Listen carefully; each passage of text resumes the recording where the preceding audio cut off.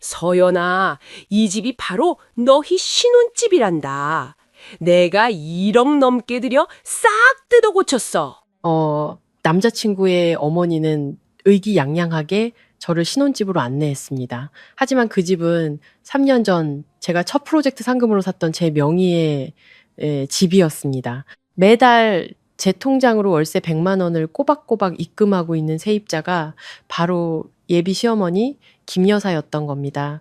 그들은 몰랐습니다. 제가 바로 그들의 사기극 무대가 된 집의 주인이자 모든 진실을 알고 있는 유일한 관객이라는 사실을요.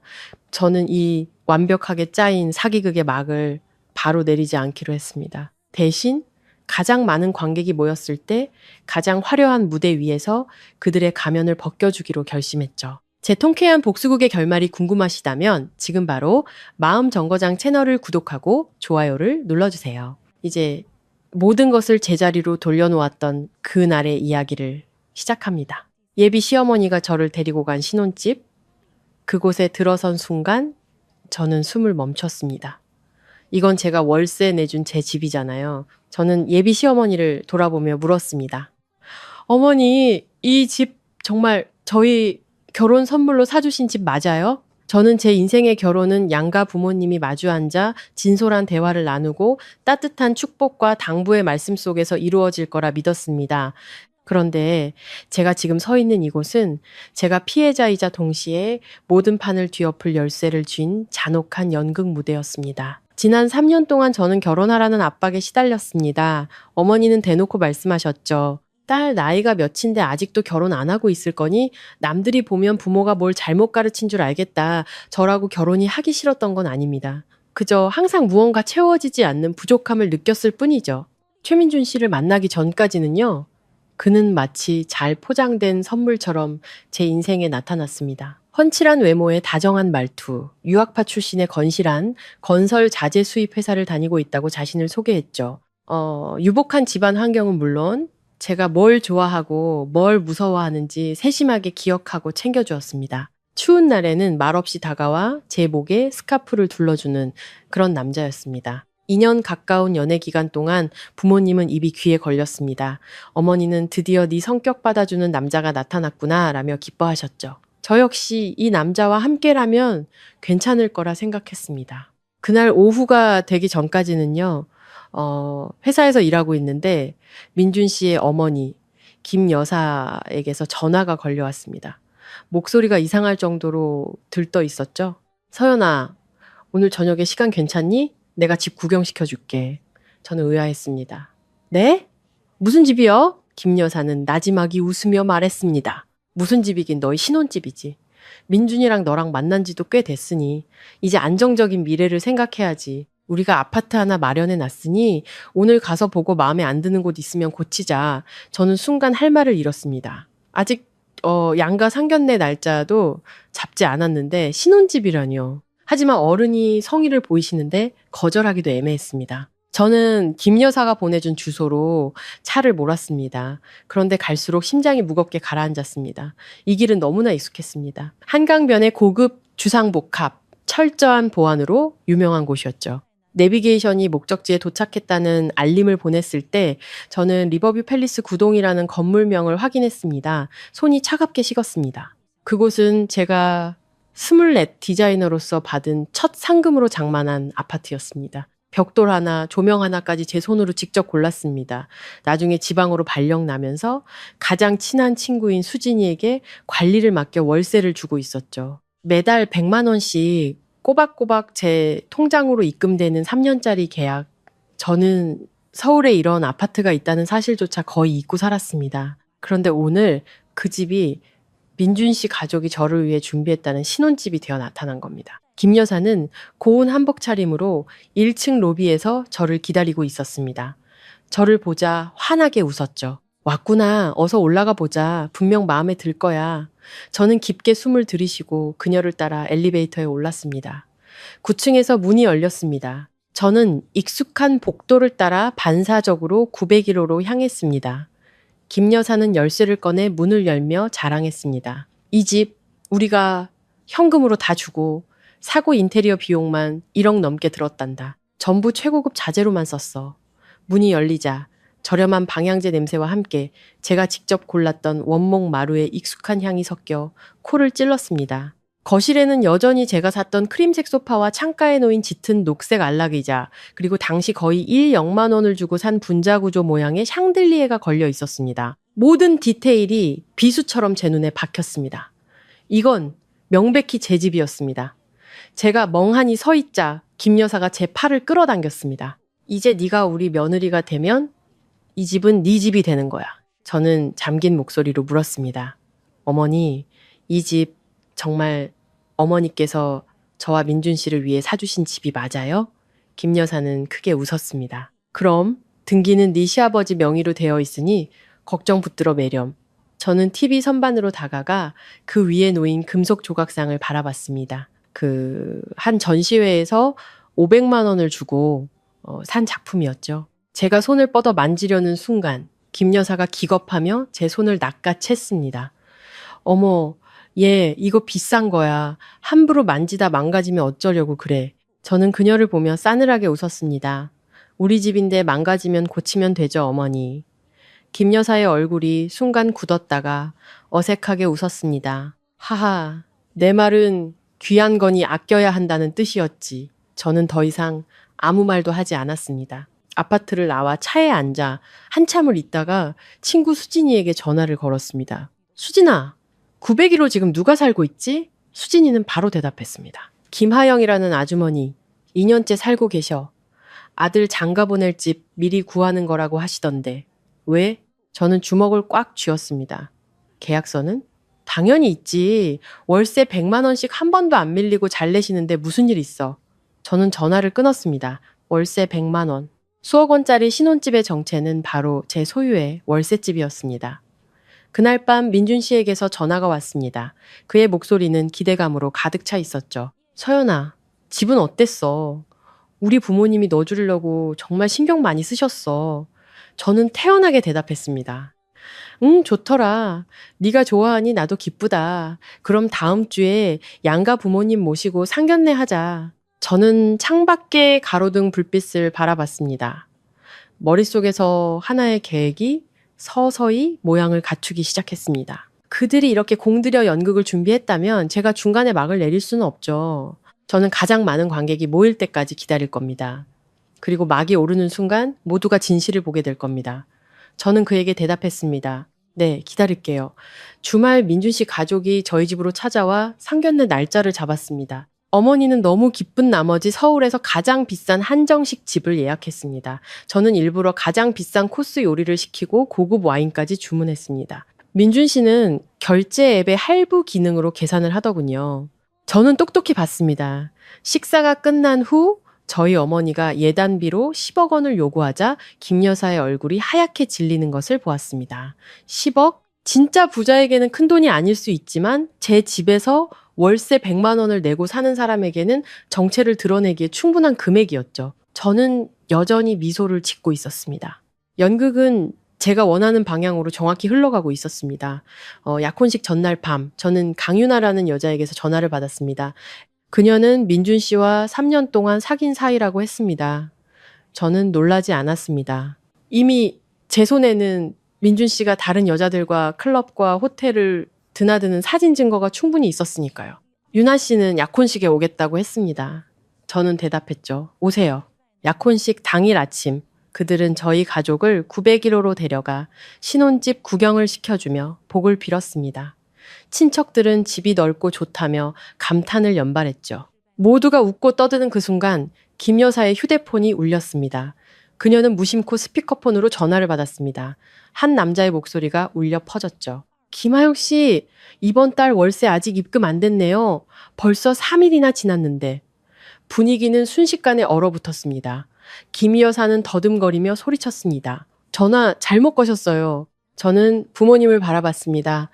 두 분의 눈빛이 변하기 시작했습니다. 하지만 저는 아직 아무 말도 하지 않았습니다. 아직 때가 아니니까요. 이건 이제 시작일 뿐입니다. 901호 거실은 여전히 싱그러운 꽃과 새로 포장한 다과 냄새로 가득했지만 공기는 납처럼 무거웠습니다. 월세 독촉 전화가 울린 후 누구도 대놓고 말은 안 했지만 각자의 눈빛은 달라져 있었습니다. 어머니는 찻잔을 내려놓으셨습니다. 도자기가 유리 테이블에 부딪히는 소리가 유난히 크게 들렸죠. 어머니는 더 이상 김 여사를 보지 않고 제게로 고개를 돌렸습니다. 여전히 차분한 목소리였죠. 서연아, 잠깐 엄마랑 베란다로 나갈까? 저는 고개를 끄덕였습니다. 옆에 서 있던 민준 씨가 제 팔꿈치를 스치며 저를 붙잡으려는 듯 했지만 저는 그대로 걸어 나갔습니다. 베란다에 서자 강바람이 시원하게 불어왔습니다. 어머니는 한참 동안 저를 바라보다가 나지막이 물었습니다. 솔직하게 말해봐. 무슨 일 있는 거지? 저는 아래 도로를 달리는 차들을 내려다봤습니다. 엄마는 무슨 일이 있는 것 같아요? 어머니는 침묵했습니다. 저는 어머니가 어리석은 분이 아니라는 걸 압니다. 단지 체면과 엄마로서의 직감 사이에서 갈등하고 계실 뿐이었죠. 방금 그저나 잘못 걸려온 것 같지는 않더구나. 어머니가 천천히 말했습니다. 저렇게 부잣집인데 월세 독촉을 당할 리가 없지 않니? 저는 고개를 돌려 어머니를 마주 봤습니다. 만약 제가 이 집이 사실은 제 집이라고 말씀드리면 엄마는 믿으시겠어요? 어머니는 굳어버렸습니다. 그게 무슨 소리야? 제가 3년 전에 산 집이고 그 후로 친구에게 관리를 맡겨 월세를 줬어요. 그리고 그 세입자가 바로 김 여사님이에요.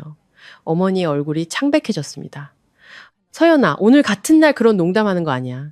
농담 아니에요. 저는 휴대폰을 열어 전자계약서를 보여드렸습니다. 세입자의 이름, 주민등록번호까지. 보세요.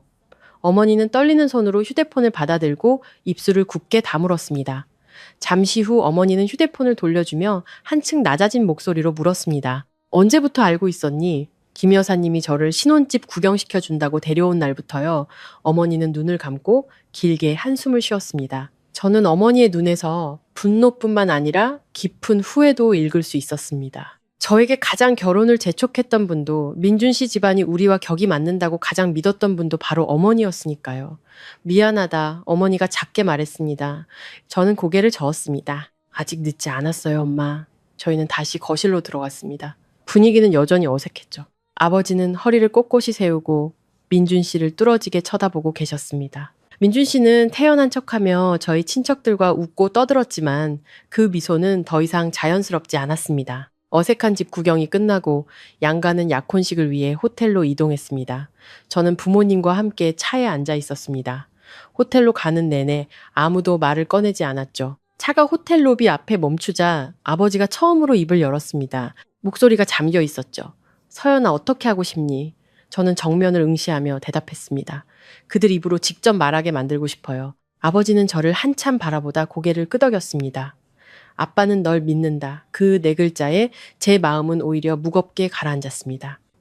약혼식장은 화려하게 꾸며져 있었고 양가 친척들로 가득 찼습니다. 민준 씨는 검은색 턱시도를 입고 머리를 단정하게 빗어 넘겼습니다.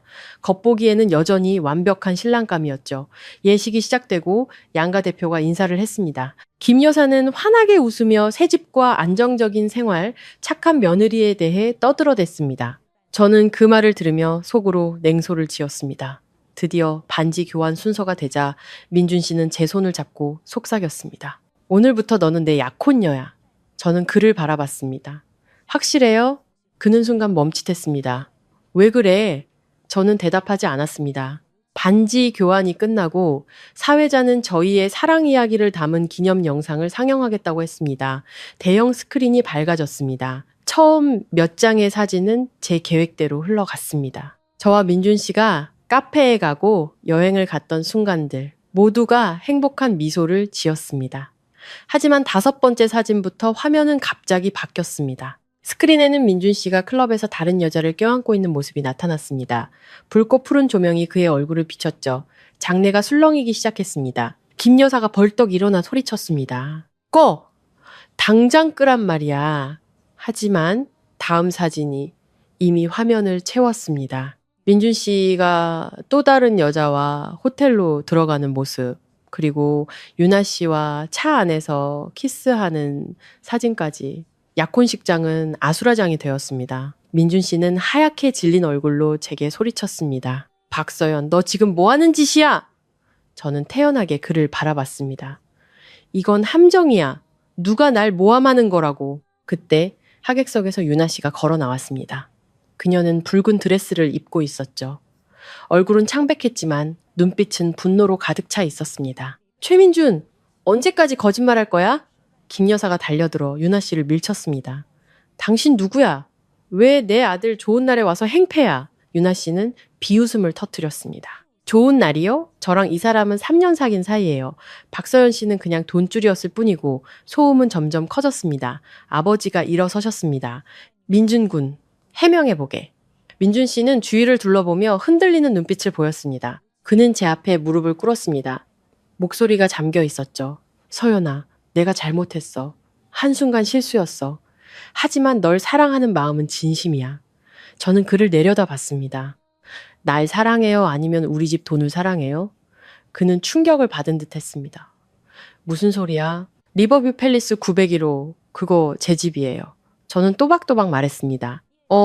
3년 전에 제가 샀고 2년 전부터 당신 어머니가 월세 내고 살고 있죠. 계약서도 그대로 있고요. 장내는 물을 끼얹은 듯 조용해졌습니다. 김 여사는 더듬거리며 말했습니다. 네가 무슨 헛소리를. 저는 아버지께 휴대폰을 건넸습니다. 아버지는 화면을 훑어보시더니 민준 씨 가족을 향해 돌아섰습니다. 김 여사님, 이게 어떻게 된 일입니까? 김 여사의 얼굴이 잿빛으로 변했습니다. 그녀는 아무 말도 하지 못했죠. 민준 씨는 믿을 수 없다는 듯 저를 쳐다봤습니다. 너 날 뒷조사한 거야? 당신은 나를 속이려고 연극까지 했는데 나는 진실을 알 권리도 없나요? 그는 주먹을 꽉 쥐었습니다. 애원하던 목소리는 분노로 바뀌었죠. 넌 나한테 망신을 주려고 작정한 거야. 저는 싸늘하게 웃었습니다. 당신 체면은 당신이 스스로 깎아내린 거예요. 옆에 서 있던 유나 씨는 눈물을 뚝뚝 흘리고 있었습니다. 결국 나까지 속인 거였어. 민준 씨는 그녀를 향해 소리쳤습니다. 너 조용히 못해. 그 고함 소리 하나로 사람들은 그의 진짜 얼굴을 보았습니다. 아버지가 앞으로 나서며 단호하게 말씀하셨습니다. 서연아, 반지 빼라. 저는 손에 끼워진 반지를 천천히 빼서 민준 씨의 손바닥에 올려놓았습니다. 돌려줄게요. 예단비 10억은 그 돈으로 밀린 월세나 갚으세요. 민준 씨는 그 자리에 못 박힌 듯 서 있었습니다. 어머니가 제 손을 잡아 끌었습니다. 가자 딸. 저희는 수많은 사람들의 시선을 받으며 약혼식장을 빠져나왔습니다. 등 뒤에서는 여전히 고성이 오갔지만 저는 돌아보지 않았습니다. 밖으로 나오자 시원한 바람이 불어왔습니다. 저는 길게 숨을 들이쉬었습니다. 어머니가 제 손을 꽉 잡았습니다. 괜찮니? 저는 고개를 끄덕였습니다. 괜찮아요. 아버지는 저를 자랑스러운 눈빛으로 바라보셨습니다. 우리 딸 쉽게 당할 애가 아니지. 저는 호텔을 마지막으로 돌아봤습니다. 하나의 이야기는 끝났지만 그 여파는 이제부터 시작일 겁니다. 저는 민준 씨 같은 사람이 궁지에 몰리면은 무슨 짓을 할지 알고 있었습니다. 그때 휴대폰이 울렸습니다. 모르는 번호로 온 문자 메시지였습니다. 이대로 끝날 것 같아? 저는 작게 웃었습니다. 아니, 이제 시작이지. 문자는 차에 타자마자 도착했습니다. 저장되지 않은 낯선 번호였죠. 내용은 단 한 줄, 이대로 끝날 것 같아? 저는 화면을 몇 초간 바라보다가 답장 없이 꺼버렸습니다. 정말로 두려운 사람은 해명을 하려 들고 궁지에 몰린 사람은 반격을 꾀하기 마련입니다. 저는 민준 씨가 후자라는 거를 잘 알았습니다. 차가 움직이기 시작했습니다. 옆자리의 어머니는 여전히 제 손을 놓지 않고 계셨습니다. 아버지는 꼿꼿한 자세로 운전하셨죠. 아무도 말을 하지 않았지만 아침처럼 무거운 분위기는 아니었습니다. 마치 큰 태풍이 지나간 후 집안은 엉망이지만 하늘은 맑게 개기 시작한 느낌이었죠. 집에 도착하자마자 어머니는 문을 닫고 저를 돌아봤습니다. 서연아, 아빠, 엄마한테 전부 다 이야기해봐. 저는 소파에 앉아 처음부터 모든 것을 털어놓았습니다. 김 여사가 저를 901호로 데려간 날부터 친구 수진이에게 계약 사실을 확인하고 사람을 고용해 민준 씨의 뒷조사를 한 것까지 하나도 숨기지 않았습니다. 아버지는 이야기를 다 듣고 나서 두 손을 깍지 낀 채 낮은 목소리로 말씀하셨습니다. 처음부터 약혼식에서 모든 걸 터뜨릴 생각이었구나. 네, 따로 이야기하면 분명 잡아뗄 거라고 생각했어요. 많은 사람들 앞에서 스스로 정체를 드러내게 만들고 싶었어요. 어머니가 한숨을 쉬었습니다. 엄마는 너한테 화내고 말 안 들으면 인연 끊겠다고까지 했는데 엄마 말 안 듣길 정말 다행이다. 저는 씁쓸하게 웃었습니다. 엄마도 저 잘 되라 그러신 거잖아요. 어머니는 고개를 저었습니다. 분별력 없는 호의는 결국 해가 되는 법이야. 그날 밤 저는 잠을 이루지 못했습니다. 마음이 아파서가 아니라 이 일이 아직 끝나지 않았다는 것을 직감했기 때문입니다. 민준 씨와 그의 가족은 많은 사람들 앞에서 명예가 짓밟혔습니다. 그 같은 인간은 결코 조용히 치욕을 감내하지 않을 겁니다. 다음 날 아침, 소문은 양가 친척들 사이에 삽시간에 퍼졌습니다. 제 휴대폰은 쉴 새 없이 울렸습니다. 걱정하는 사람, 궁금해하는 사람, 그리고 동정하는 사람들. 저는 그저 모든 게 사실이에요 라고 짧게 답할 뿐이었습니다. 정오쯤 수진이에게서 전화가 왔습니다.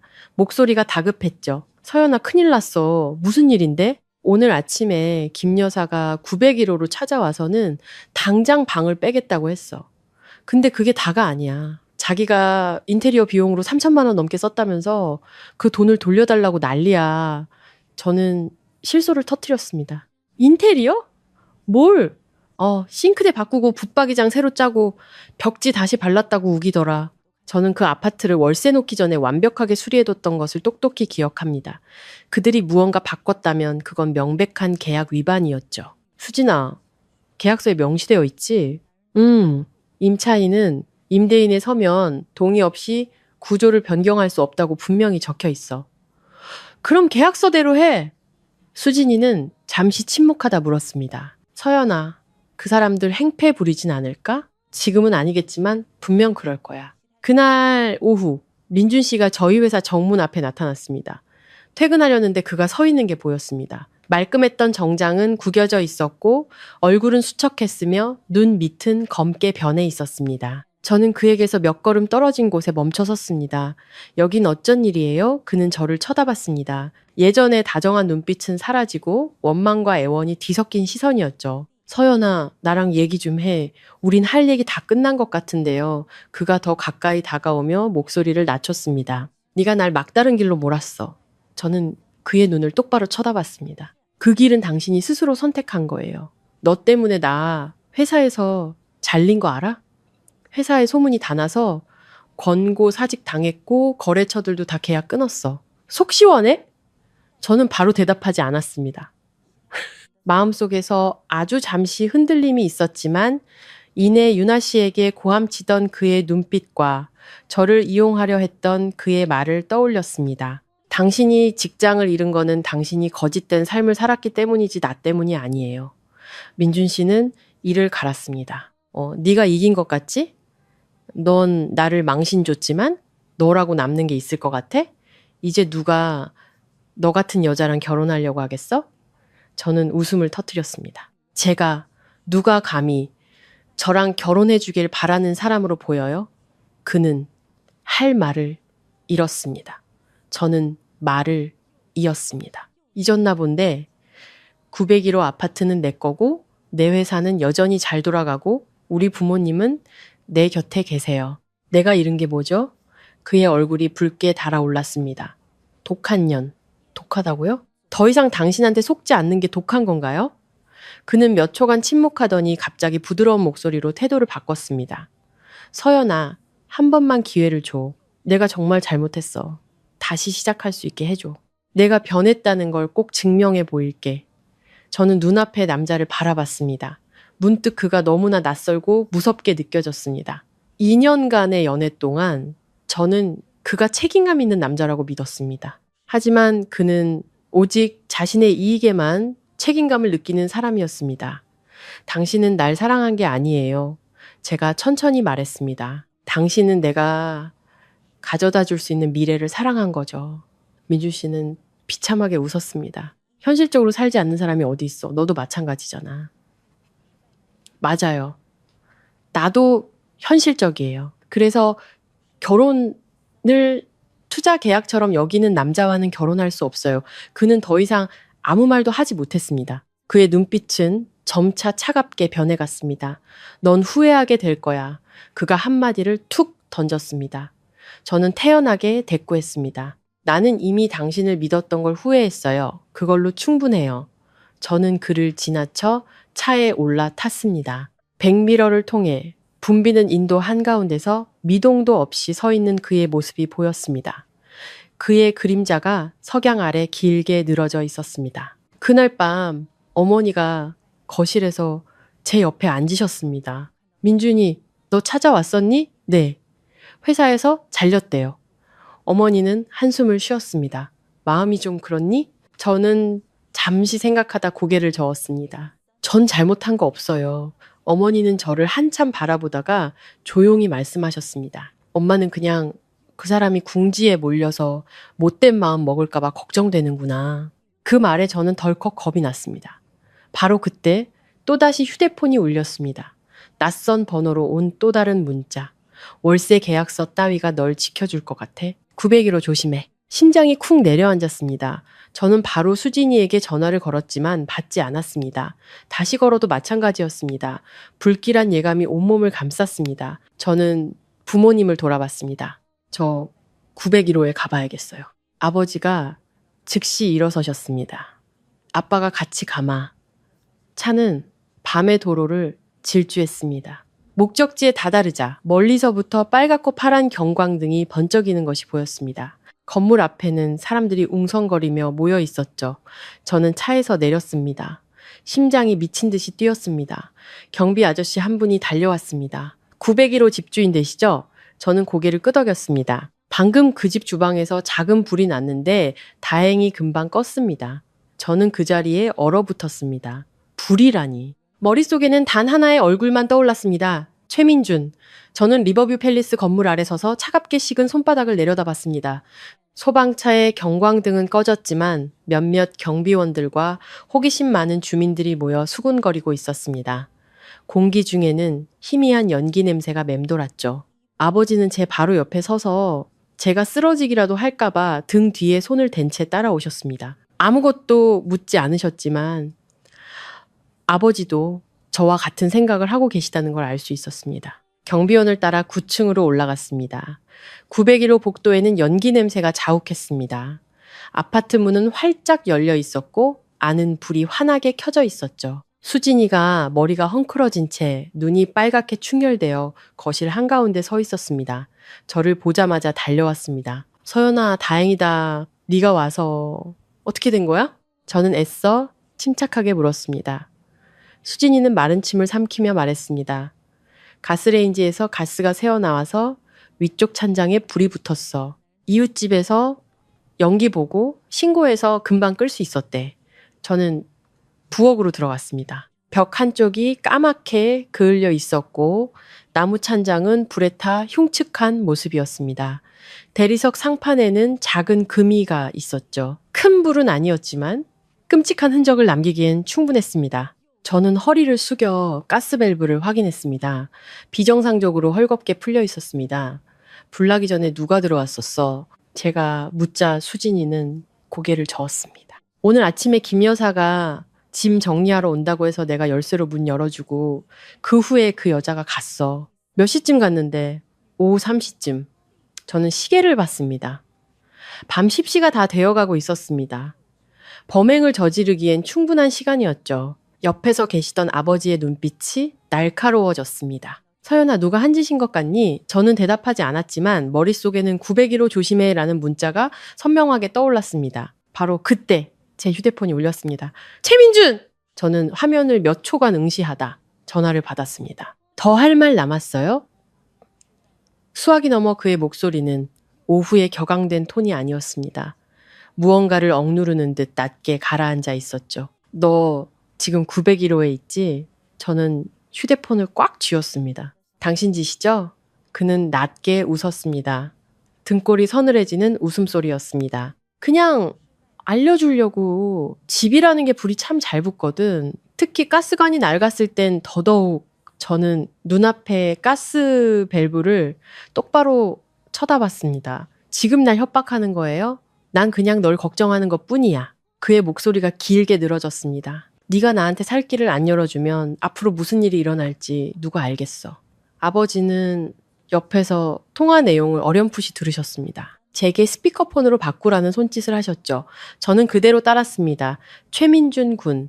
아버지가 입을 열었습니다. 차분하지만 힘있는 목소리였죠. 방금 뭐라고 했나? 전화기 저편에서 잠시 침묵이 흘렀습니다. 저는 틀린 말 한 거 없습니다. 민준 씨가 대답했지만 목소리에는 자신감이 없었습니다.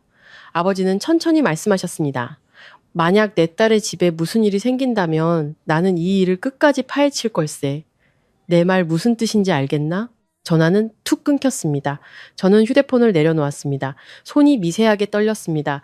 두려워서가 아니라 모든 것이 연애의 실패를 넘어 범죄의 영역으로 치닫고 있다는 걸 깨달았기 때문입니다. 수진이가 제 팔을 잡았습니다. 서연아, 최민준 짓이지? 저는 긍정도 부정도 하지 않고 말했습니다. 수진아, 내일 당장 잠금장치 바꾸고 집 전체에 CCTV 설치해줘. 아버지가 고개를 끄덕이셨습니다. 그리고 경찰에 신고하자. 저는 잠시 망설였습니다. 신고하면 일은 걷잡을 수 없이 커질 겁니다. 하지만 신고하지 않으면 민준 씨는 제가 두려워한다고 생각하겠죠. 신고해요. 저는 단호하게 말했습니다. 저희는 아래로 내려가 경비실에서 사건 경위서를 작성했습니다. 다행히 다친 사람은 없었고 재산 피해도 크지 않았지만 제 마음속에 남아있던 민준 씨에 대한 마지막 신뢰는 그 불꽃과 함께 완전히 타서 제가 되었습니다. 그날 밤 집에 아주 늦게 돌아왔습니다. 어머니는 거실에서 저를 기다리고 계셨습니다.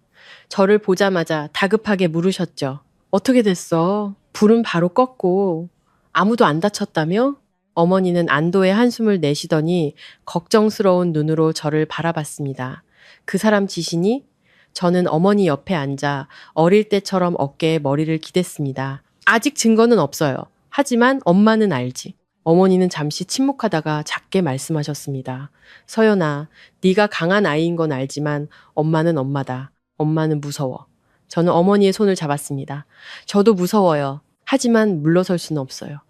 다음 날 아침 관할 경찰서에서 901호로 현장 조사를 나왔습니다. 그들은 가스밸브가 비정상적으로 풀려있던 흔적을 확인했지만 고의성을 입증할 명확한 증거는 부족하다고 했습니다. 저는 민준 씨의 이름을 직접 거론하지는 않고 협박 문자만 증거로 제출했습니다. 그날 오후 김 여사가 저희 집 문 앞에 나타났습니다.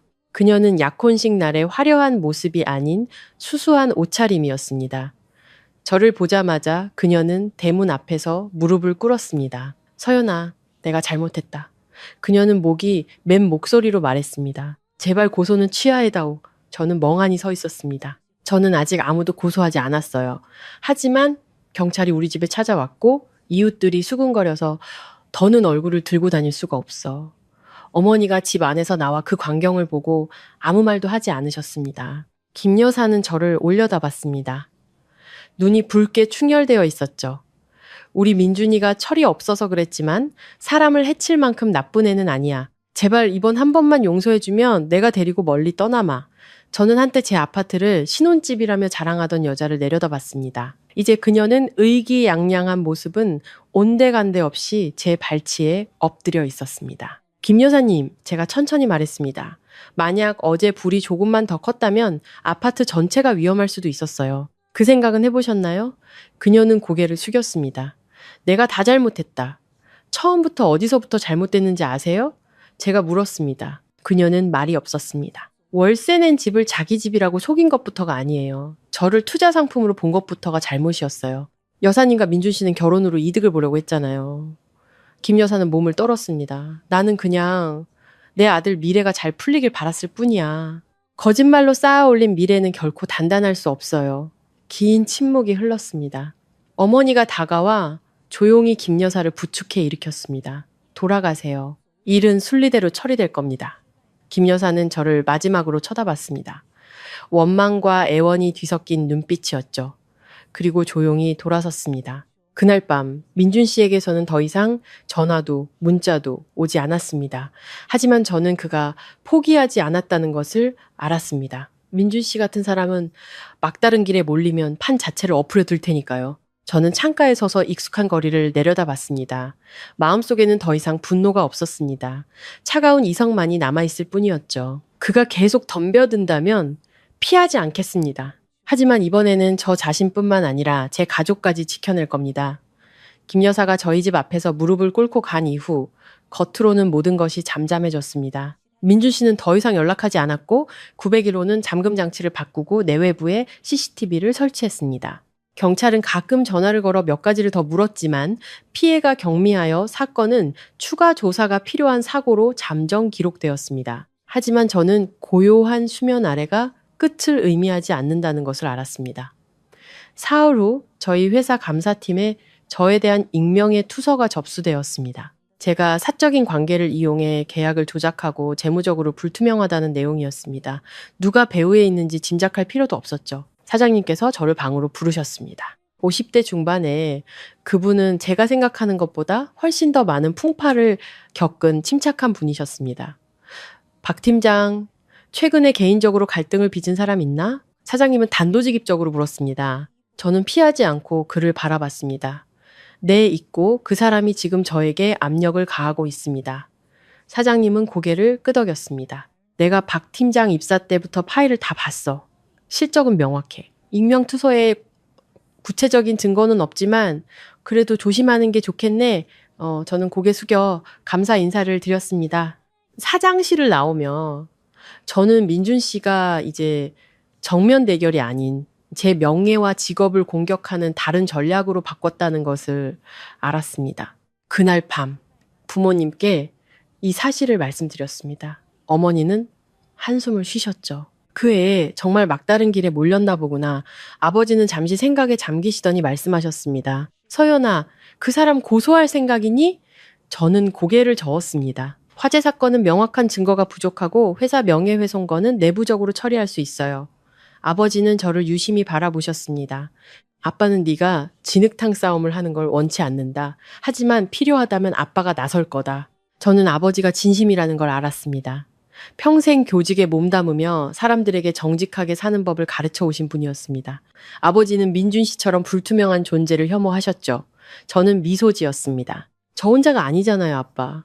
다음 날 뜻밖에도 유나 씨가 저를 찾아왔습니다. 그녀는 조용한 작은 카페에서 만나자고 약속을 잡았죠. 유나 씨는 약속 장소에 먼저 와 있었습니다. 약혼식 날의 짙은 화장은 지워져 있었죠. 그녀는 저를 바라봤습니다. 눈에는 더 이상 원망이 아닌 깊은 피로감만 남아 있었습니다. 서연 씨, 죄송해요. 제가 자리에 앉자마자 그녀가 말했습니다. 왜 사과를 해요? 제가 물었습니다. 그날 제가 서연 씨를 돈줄이라고 말해서요. 유나 씨는 고개를 숙였습니다. 저도 결국은 그 사람의 장기말 중 하나였을 뿐이에요. 저는 눈앞의 여자를 바라봤습니다. 그녀는 한때 파괴자처럼 등장했지만 이제는 그저 배신당한 또 다른 피해자일 뿐이었습니다. 저를 찾아온 이유가 뭐예요? 유나 씨는 깊게 숨을 들이쉬었습니다. 최민준, 지금 사채 쓰고 있어요. 저는 순간 멈칫했습니다. 직장에서 잘리고 나서 여기저기 빚이 많았나 봐요. 약혼식 비용, 예단비, 월세, 예전에 투자했던 돈까지 급하게 돈이 필요하지 않으면은 모든 걸 잃게 될 거라고 말하는 걸 들었어요. 저는 미간을 찌푸렸습니다. 그가 뭘 하려는지 알아요? 유나 씨는 고개를 저었습니다. 며칠 전에 사채업자들이 집에 찾아와서 크게 싸우는 것만 봤어요. 불안감이 엄습했습니다. 민준 씨처럼 자존심만 강한 사람이 재정적 압박에 몰리면 무슨 짓을 할지 몰랐습니다. 아직도 그와 연락해요? 제가 묻자 유나 씨는 고개를 저었습니다. 다 차단했어요. 그냥 조심하시라고요. 저는 유나 씨에게 고맙다고 말하고 자리에서 일어났습니다. 차를 몰고 돌아오는 내내 머릿속이 복잡했습니다. 민준 씨가 정말 빚더미에 앉았다면 저에게 압력을 가하기 위해 다시 찾아올 가능성이 매우 높았습니다. 그날 밤 집에 막 도착했을 때 낯선 차 한 대가 대문 앞에 서 있었습니다. 차 안에는 남자 3명이 앉아 저를 빤히 쳐다보고 있었죠. 아버지가 먼저 나가 제 앞을 막아섰습니다. 누구신데 그러십니까? 한 남자가 차 문을 열고 내렸습니다. 박서연 씨, 좀 만나러 왔습니다. 제가 앞으로 나섰습니다. 전데요. 남자는 제 머리부터 발끝까지 훑어봤습니다. 최민준이랑 무슨 관계야?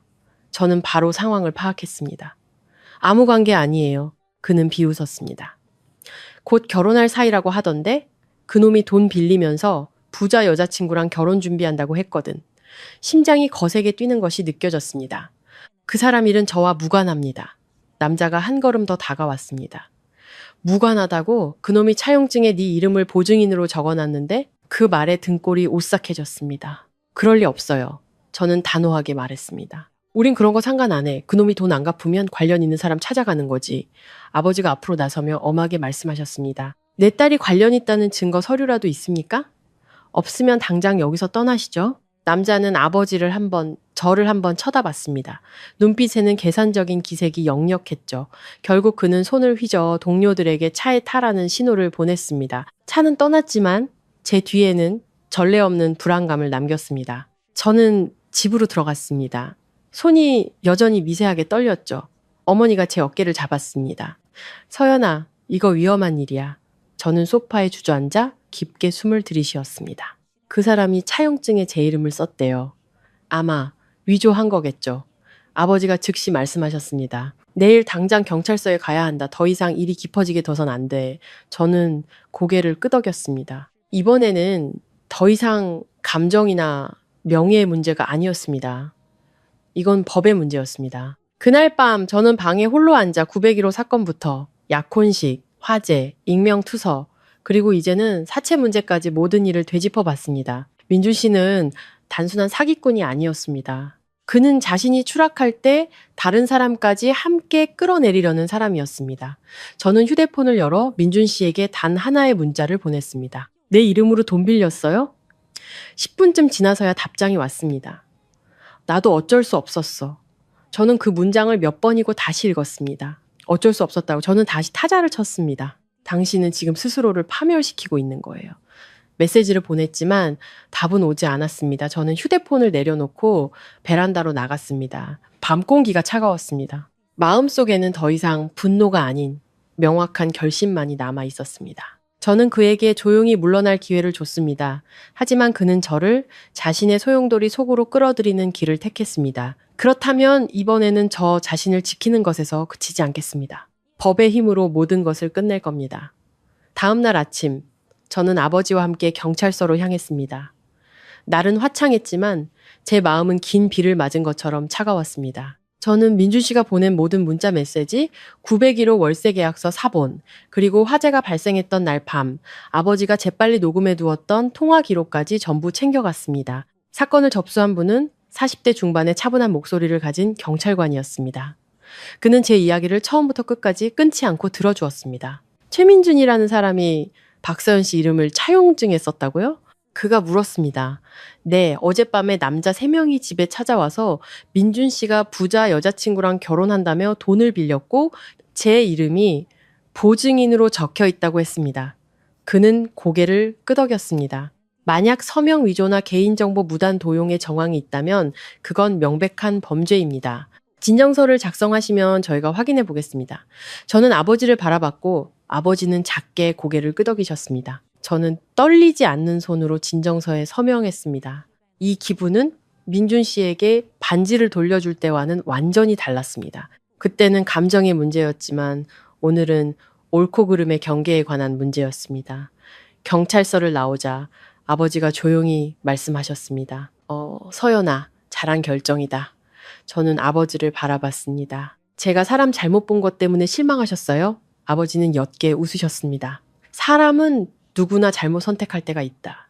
중요한 건 잘못을 깨달았을 때 멈출 줄 아는 거지. 그날 오후 경찰서에서 다시 연락이 왔습니다. 어젯밤 저희 집에 찾아왔던 남자들 중 한 명과 연락이 닿았다는 것이었습니다. 그들은 민준 씨가 돈을 빌린 것이 사실이며 제 주민등록증 사본을 보증인 서류로 제출했다고 진술했습니다. 저는 그 말을 듣고 목이 메었습니다. 제 주민등록증은 결혼식장 예약을 위해 민준 씨가 잠시 가져갔던 적이 있었습니다. 경찰관이 물었습니다. 보증 서류에 직접 서명한 적이 있습니까? 아니요, 전혀 없습니다. 제가 단호하게 대답했습니다. 그렇다면 위조일 가능성이 높습니다. 최민준 씨를 소환해서 조사하겠습니다. 저는 조사실을 나왔습니다. 마음이 전보다 더 무거워졌습니다. 두려워서가 아니라 아파서였습니다. 저는 민준 씨가 아무리 잘못했어도 마지막 선은 지킬 줄 알았지만 그가 제 신분증을 이용해 돈을 빌렸다는 사실은 그가 저를 법적 문제까지 밀어넣을 준비가 되어 있다는 것을 보여줬습니다. 그날 밤 전화벨이 울렸습니다. 김 여사였습니다. 저는 잠시 망설이다 전화를 받았습니다. 서연아, 그녀의 목소리는 잠겨 있었습니다. 민준이가 경찰서에서 연락을 받았단다. 알고 있어요.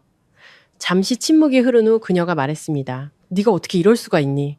저는 실소를 터뜨렸습니다. 제 서류를 위조한 게 정상이라고 생각하세요? 우리 민준이는 너무 급해서 그랬다고 했어. 네가 사랑이 없으면 동정이라도 있어야지. 어떻게 애를 감옥에 보내려고 해? 김 여사님, 저는 침착함을 유지했습니다. 제가 이 일을 명확히 하지 않으면 내일이라도 사채업자들이 저한테 돈을 갚으라고 찾아올 거예요. 그때 여사님이 대신 갚아주실 건가요? 전화기 저편은 조용했습니다. 저는 한때 여사님을 어머니라고 부를 뻔했어요. 제가 말을 이었습니다. 여사님 댁 며느리가 될 거라고 생각했었죠. 하지만 여사님과 민준 씨는 저를 도구로만 여겼어요. 그녀의 목소리가 작아졌습니다. 나는 그냥 우리 집안 체면을 지키고 싶었을 뿐이야. 저도 저희 집안 체면을 지키고 싶어요. 전화는 무거운 침묵 속에서 끊겼습니다. 이틀 후 민준 씨가 다시 저희 집으로 찾아왔습니다. 이번에는 말끔한 정장도 왁스로 넘긴 머리도 아니었습니다. 셔츠는 구겨져 있었고 눈은 핏발이 서 있었죠. 아버지가 대문을 열고 문 앞을 막아섰습니다.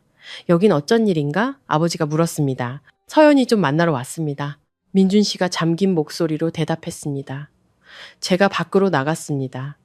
할 말 있으면 여기서 해요. 민준 씨는 저를 바라봤습니다.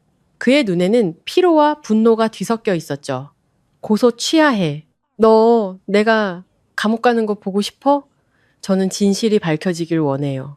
민준 씨는 비참하게 웃었습니다. 그래, 네가 이겼다. 넌 모든 걸 다 가졌고 나는 다 잃었어. 저는 그를 쳐다봤습니다. 당신이 모든 걸 잃은 건 당신이 그런 삶의 방식을 선택했기 때문이에요. 나는 그냥 더 나은 삶을 살고 싶었을 뿐이야. 그가 폭발했습니다. 넌 태어날 때부터 나보다 나은 환경이었잖아.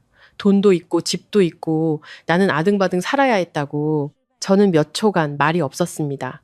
그가 처음으로 자신의 깊은 속내를 드러낸 순간이었습니다. 나는 단 한 번도 당신을 무시한 적 없어요. 제가 천천히 말했습니다. 하지만 당신은 결혼을 이용해 돈을 얻으려 했을 때 스스로를 무시한 거예요. 민준 씨는 저를 쳐다봤습니다. 눈빛이 순간 부드러워졌죠. 만약 그날 네가 일을 크게 벌이지만 않았어도 모든 게 달라졌을 거야. 어떻게 달라졌을까요? 당신과 결혼하고 몇 년 뒤에 당신에게 다른 여자가 수없이 많다는 걸 알게 됐을까요? 아니면 당신 대신 빚을 갚고 있는 나를 발견했을까요? 그는 침묵했습니다. 당신은 내가 잔인하다고 했죠. 제가 말을 이었습니다. 하지만 가장 잔인한 게 뭔지 알아요? 다른 사람이 자신을 믿게 만든 다음 그 믿음을 이용하는 거예요. 저녁바람이 마당을 스쳐 지나갔습니다. 우리 사이의 공간은 돌처럼 무거웠습니다. 민준 씨는 고개를 숙였습니다. 미안하다. 저는 그를 한참 동안 바라봤습니다. 그 사과는 너무 늦었습니다. 당신 부모님께 먼저 사과하고 당신 행동에 책임을 지세요. 아버지가 말씀하셨습니다. 돌아가게. 다시는 여기 찾아오지 말고 민준 씨는 무거운 발걸음으로 돌아섰습니다. 저는 동정심을 느끼지 않았습니다.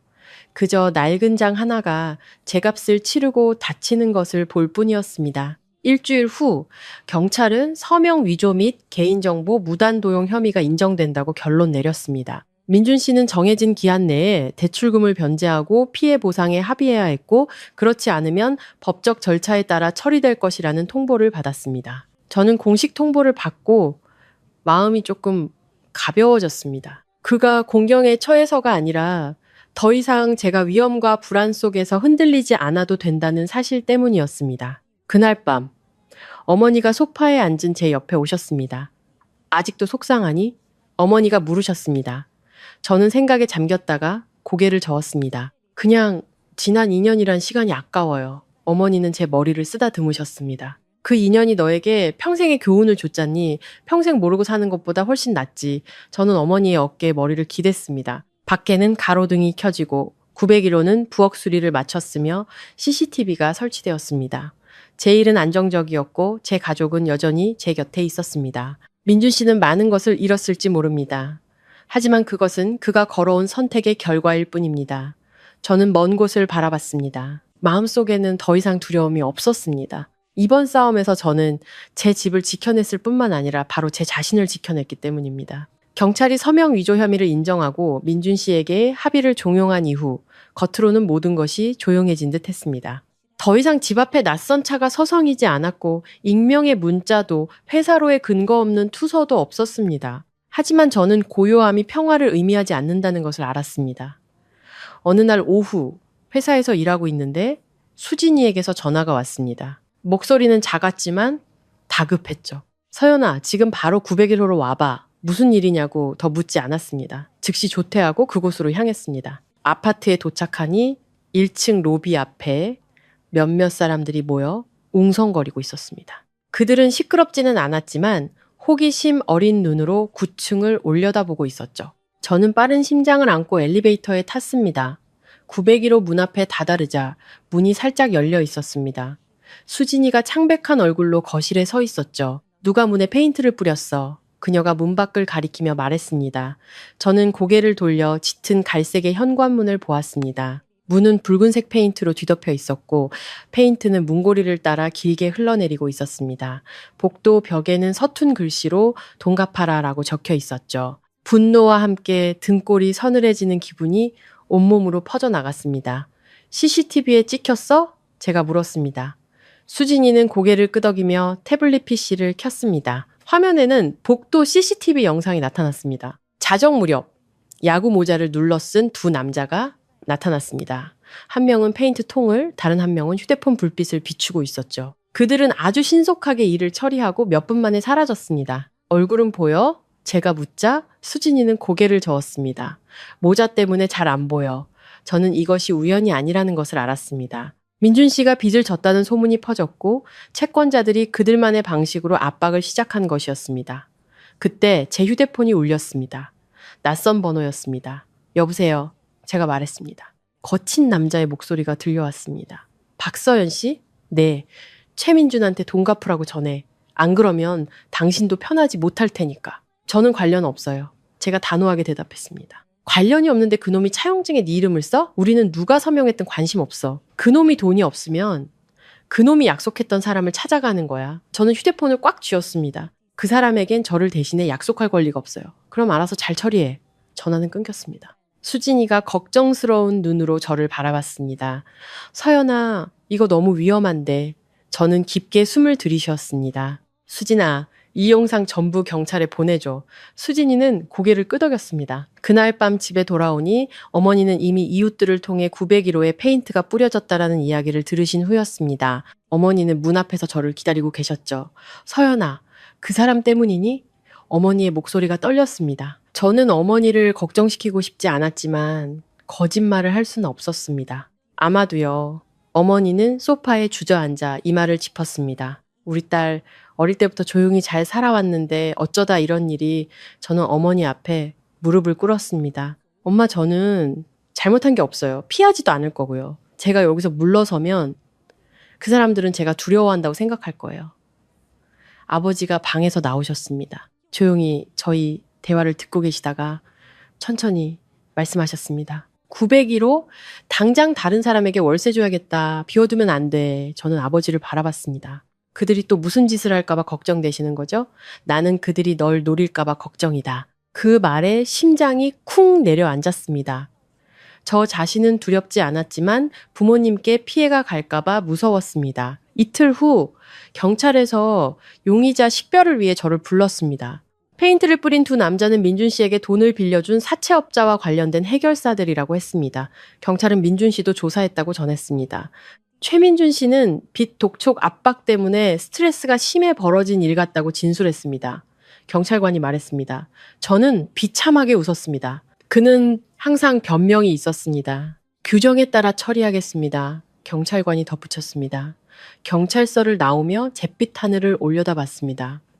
예전 같은 분노는 사라지고 깊은 피로감만 남아 있었습니다. 그날 저녁 뜻밖에도 김 여사가 다시 집으로 찾아왔습니다. 이번에는 무릎을 꿇지 않고 그저 대문 앞에 서 있었습니다.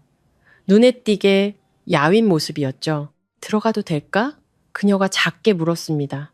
어머니는 저를 바라봤고 저는 고개를 끄덕였습니다. 그녀는 소파에 앉아 무릎 위에 두 손을 올린 채 누구도 쳐다보지 못했습니다. 우리 민준이가 2억 넘게 빚을 졌단다. 어디서 그 돈을 구해야 할지 모르겠어. 저는 침묵했습니다. 네가 그랬지? 거짓으로 쌓은 미래는 단단하지 못하다고. 그녀가 조용히 말했습니다. 이제야 그 말이 무슨 뜻인지 알겠다. 어머니는 그녀에게 물을 한 잔 따라주셨습니다. 형님, 일이 이렇게 된 이상 아드님 스스로 책임지도록 타이르셔야죠. 그녀는 고개를 끄덕이며 눈물을 흘렸습니다. 그 애가 그러더구나. 만약 서연이가 약혼식에서 일을 크게 벌이지만 않았어도 자기가 직장을 잃지는 않았을 거라고 저는 그녀를 바라봤습니다. 정말 그렇게 생각하세요? 그녀는 잠시 말이 없다가 고개를 저었습니다. 아니, 그 애는 그전부터 이미 잘못되어 있었어. 방 안은 정적에 휩싸였습니다. 늦었지만 적어도 진실은 진실이었습니다.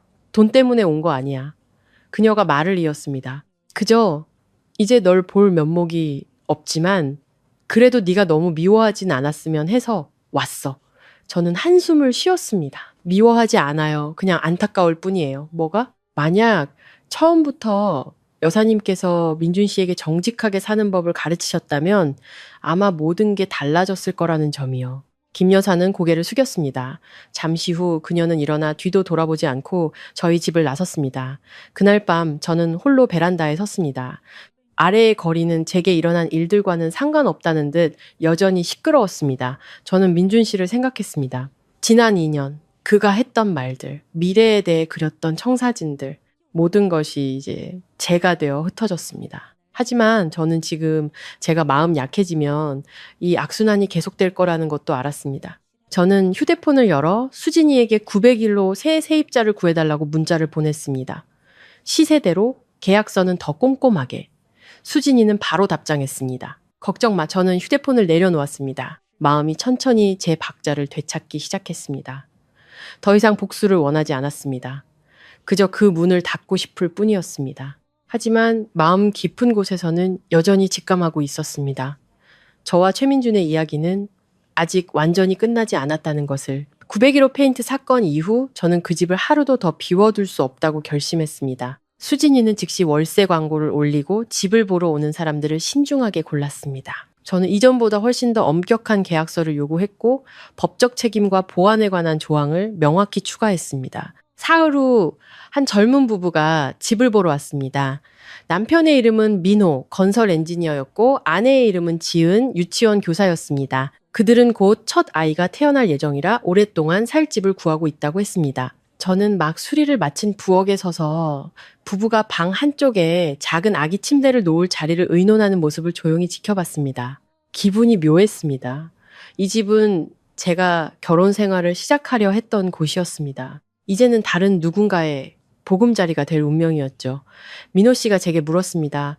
집주인분, 혹시 특별히 원하시는 조건이 있으신가요? 저는 집을 한 바퀴 둘러본 뒤 고개를 저었습니다. 두 분 집처럼 아껴주시기만 하면 돼요.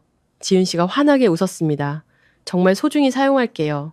저는 그날 바로 계약서에 서명했습니다. 그들이 이사 온 후 901호 복도에서는 더 이상 붉은 페인트 냄새나 연기 냄새가 나지 않았습니다. 젊은 부부의 웃음소리가 공간을 부드럽게 채웠습니다. 저는 모든 것이 서서히 마무리될 거라고 생각했습니다. 하지만 그날 저녁 민준 씨 번호로 전화가 걸려왔습니다. 받지 않았습니다. 벨은 2번, 3번 계속 울렸습니다. 결국 저는 전화를 받았습니다. 무슨 일이에요? 수학이 넘어 민준 씨의 목소리는 지쳐 있었고 예전처럼 날카롭지 않았습니다. 나 집 팔아야 할 것 같아. 저는 말이 없었습니다. 부모님께서 빚을 감당하지 못하셔서 집이 경매로 넘어가게 생겼어. 저는 베란다 밖을 내다봤습니다. 비 온 뒤 젖은 도로에 가로등 불빛이 반사되고 있었습니다. 그래서 전화한 이유가 뭐예요? 너 한 번만 보고 싶어서. 마지막으로 저는 거절하려다가 결국 동의했습니다. 미련 때문이 아니라 이 이야기의 결말을 제 눈으로 똑똑히 확인하고 싶었기 때문입니다. 저희는 처음 만났던 낡은 카페에서 만났습니다. 민준 씨는 먼저 와 있었습니다. 그는 훨씬 더 야위었고 셔츠는 어깨 위에서 헐렁거렸습니다. 눈에는 자신감이 사라져 있었습니다. 그래도 와줬네. 그가 작게 말했습니다. 무슨 말을 하려는지 들으러 왔어요. 그는 잠시 고개를 숙이고 있다가 말했습니다. 내가 잘못했다. 저는 대답하지 않았습니다. 나는 결혼으로 인생을 바꿔보려고 했어. 너랑 결혼만 하면 모든 게 해결될 거라고 생각했지. 그 결과는 생각도 못하고. 결과를 생각하지 않은 게 아니죠. 당신은 나를 한 명의 인간으로 존중하지 않았으니까요. 제가 단호하게 말했습니다. 민준 씨는 고개를 들어 저를 쳐다봤습니다. 진심으로 널 좋아했던 적도 있었어. 있었다고요? 그는 슬프게 웃었습니다. 아마도. 하지만 내 욕심이 더 컸지. 저는 눈앞의 남자를 바라봤습니다. 한때 901호 앞에서 저것이 신혼집이라며 자랑하던 남자의 모습을 떠올렸습니다. 두 모습 사이의 거리는 너무나도 멀었습니다. 이런 말 하려고 보자고 한 건 아닐 텐데요. 제가 말했습니다. 민준 씨는 깊게 숨을 들이쉬었습니다. 부탁이 하나 있어. 저는 옅게 비웃었습니다. 무슨 부탁이요? 돈 좀 빌려줘. 그 말은 놀랍지는 않았지만 여전히 제 마음을 차갑게 만들었습니다. 지금 제정신으로 하는 말이에요? 제가 물었습니다. 나 정말 다른 방법이 없어. 민준 씨가 대답했습니다. 차용증 써줄게.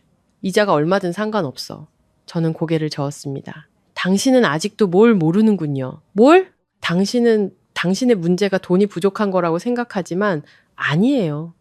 당신의 문제는 당신의 삶의 방식 그 자체예요. 민준 씨는 침묵했습니다. 내가 당신에게 돈을 빌려줄 수도 있어요. 제가 천천히 말했습니다. 하지만 그 다음은요? 당신은 더 많은 돈을 더 빨리 벌기 위해 또 다른 방법을 찾겠죠. 당신은 변하지 않아요. 그는 절망적인 눈빛으로 저를 쳐다봤습니다. 그럼 나더러 어쩌라는 거야. 스스로 책임지세요. 긴 침묵이 흘렀습니다.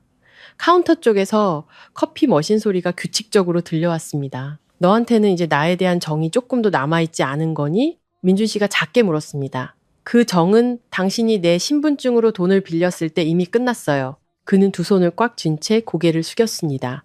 네가 이렇게까지 단호할 줄은 몰랐어. 내가 단호한 게 아니에요. 제가 대답했습니다. 나는 그냥 비싼 수업료를 내고 교훈을 얻었을 뿐이에요. 민준 씨가 고개를 들었습니다. 만약 그날 네가 조용히 결혼식을 올렸다면 아마 나는 다른 사람이 됐을지도 몰라. 저는 그의 눈을 똑바로 쳐다봤습니다. 만약 그날 내가 침묵했다면 나는 나 자신을 배신했을 거예요. 그 말은 모든 것에 마침표를 찍는 것 같았습니다. 민준 씨는 잠시 더 앉아있다가 일어섰습니다. 이제 더는 널 귀찮게 하지 않을게. 저는 그를 붙잡지 않았습니다. 그가 제 옆을 지나갈 때 저는 문득 물었습니다. 후회해요? 그는 뒤돌아보지 않고 멈춰 섰습니다.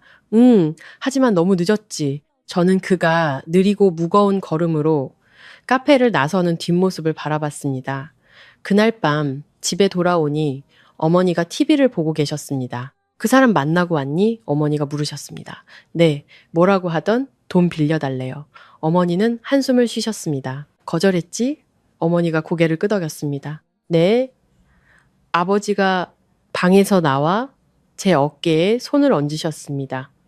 서연아, 아빠는 널 믿는다. 저는 미소 지었습니다. 이제 더는 화나지 않아요. 그냥 예전에 제 자신이 안쓰러울 뿐이에요. 어머니는 저를 보며 부드러운 눈빛으로 말씀하셨습니다. 우리 딸 다 컸네. 그날 밤 저는 아주 깊이 잠들었습니다. 다음 날 아침 수진이에게서 문자가 왔습니다. 서연아, 민호 씨 부부가 오늘 저녁에 집들이 하는데 너도 오래. 저는 문자를 읽고 마음이 따뜻해졌습니다. 901호는 더 이상 배신의 기억이 서린 곳이 아니라 새로운 가족의 시작을 품은 곳이 되었습니다. 저는 답장했습니다. 오늘 저녁에 갈. 어쩌면 진정한 끝은 한 사람이 떠나갈 때가 아니라 더 이상 그 사람에게 내 마음이 휘둘리지 않을 때 찾아오는 것일지도 모릅니다. 하지만 마음 깊은 곳에서는 여전히 묻고 있었습니다.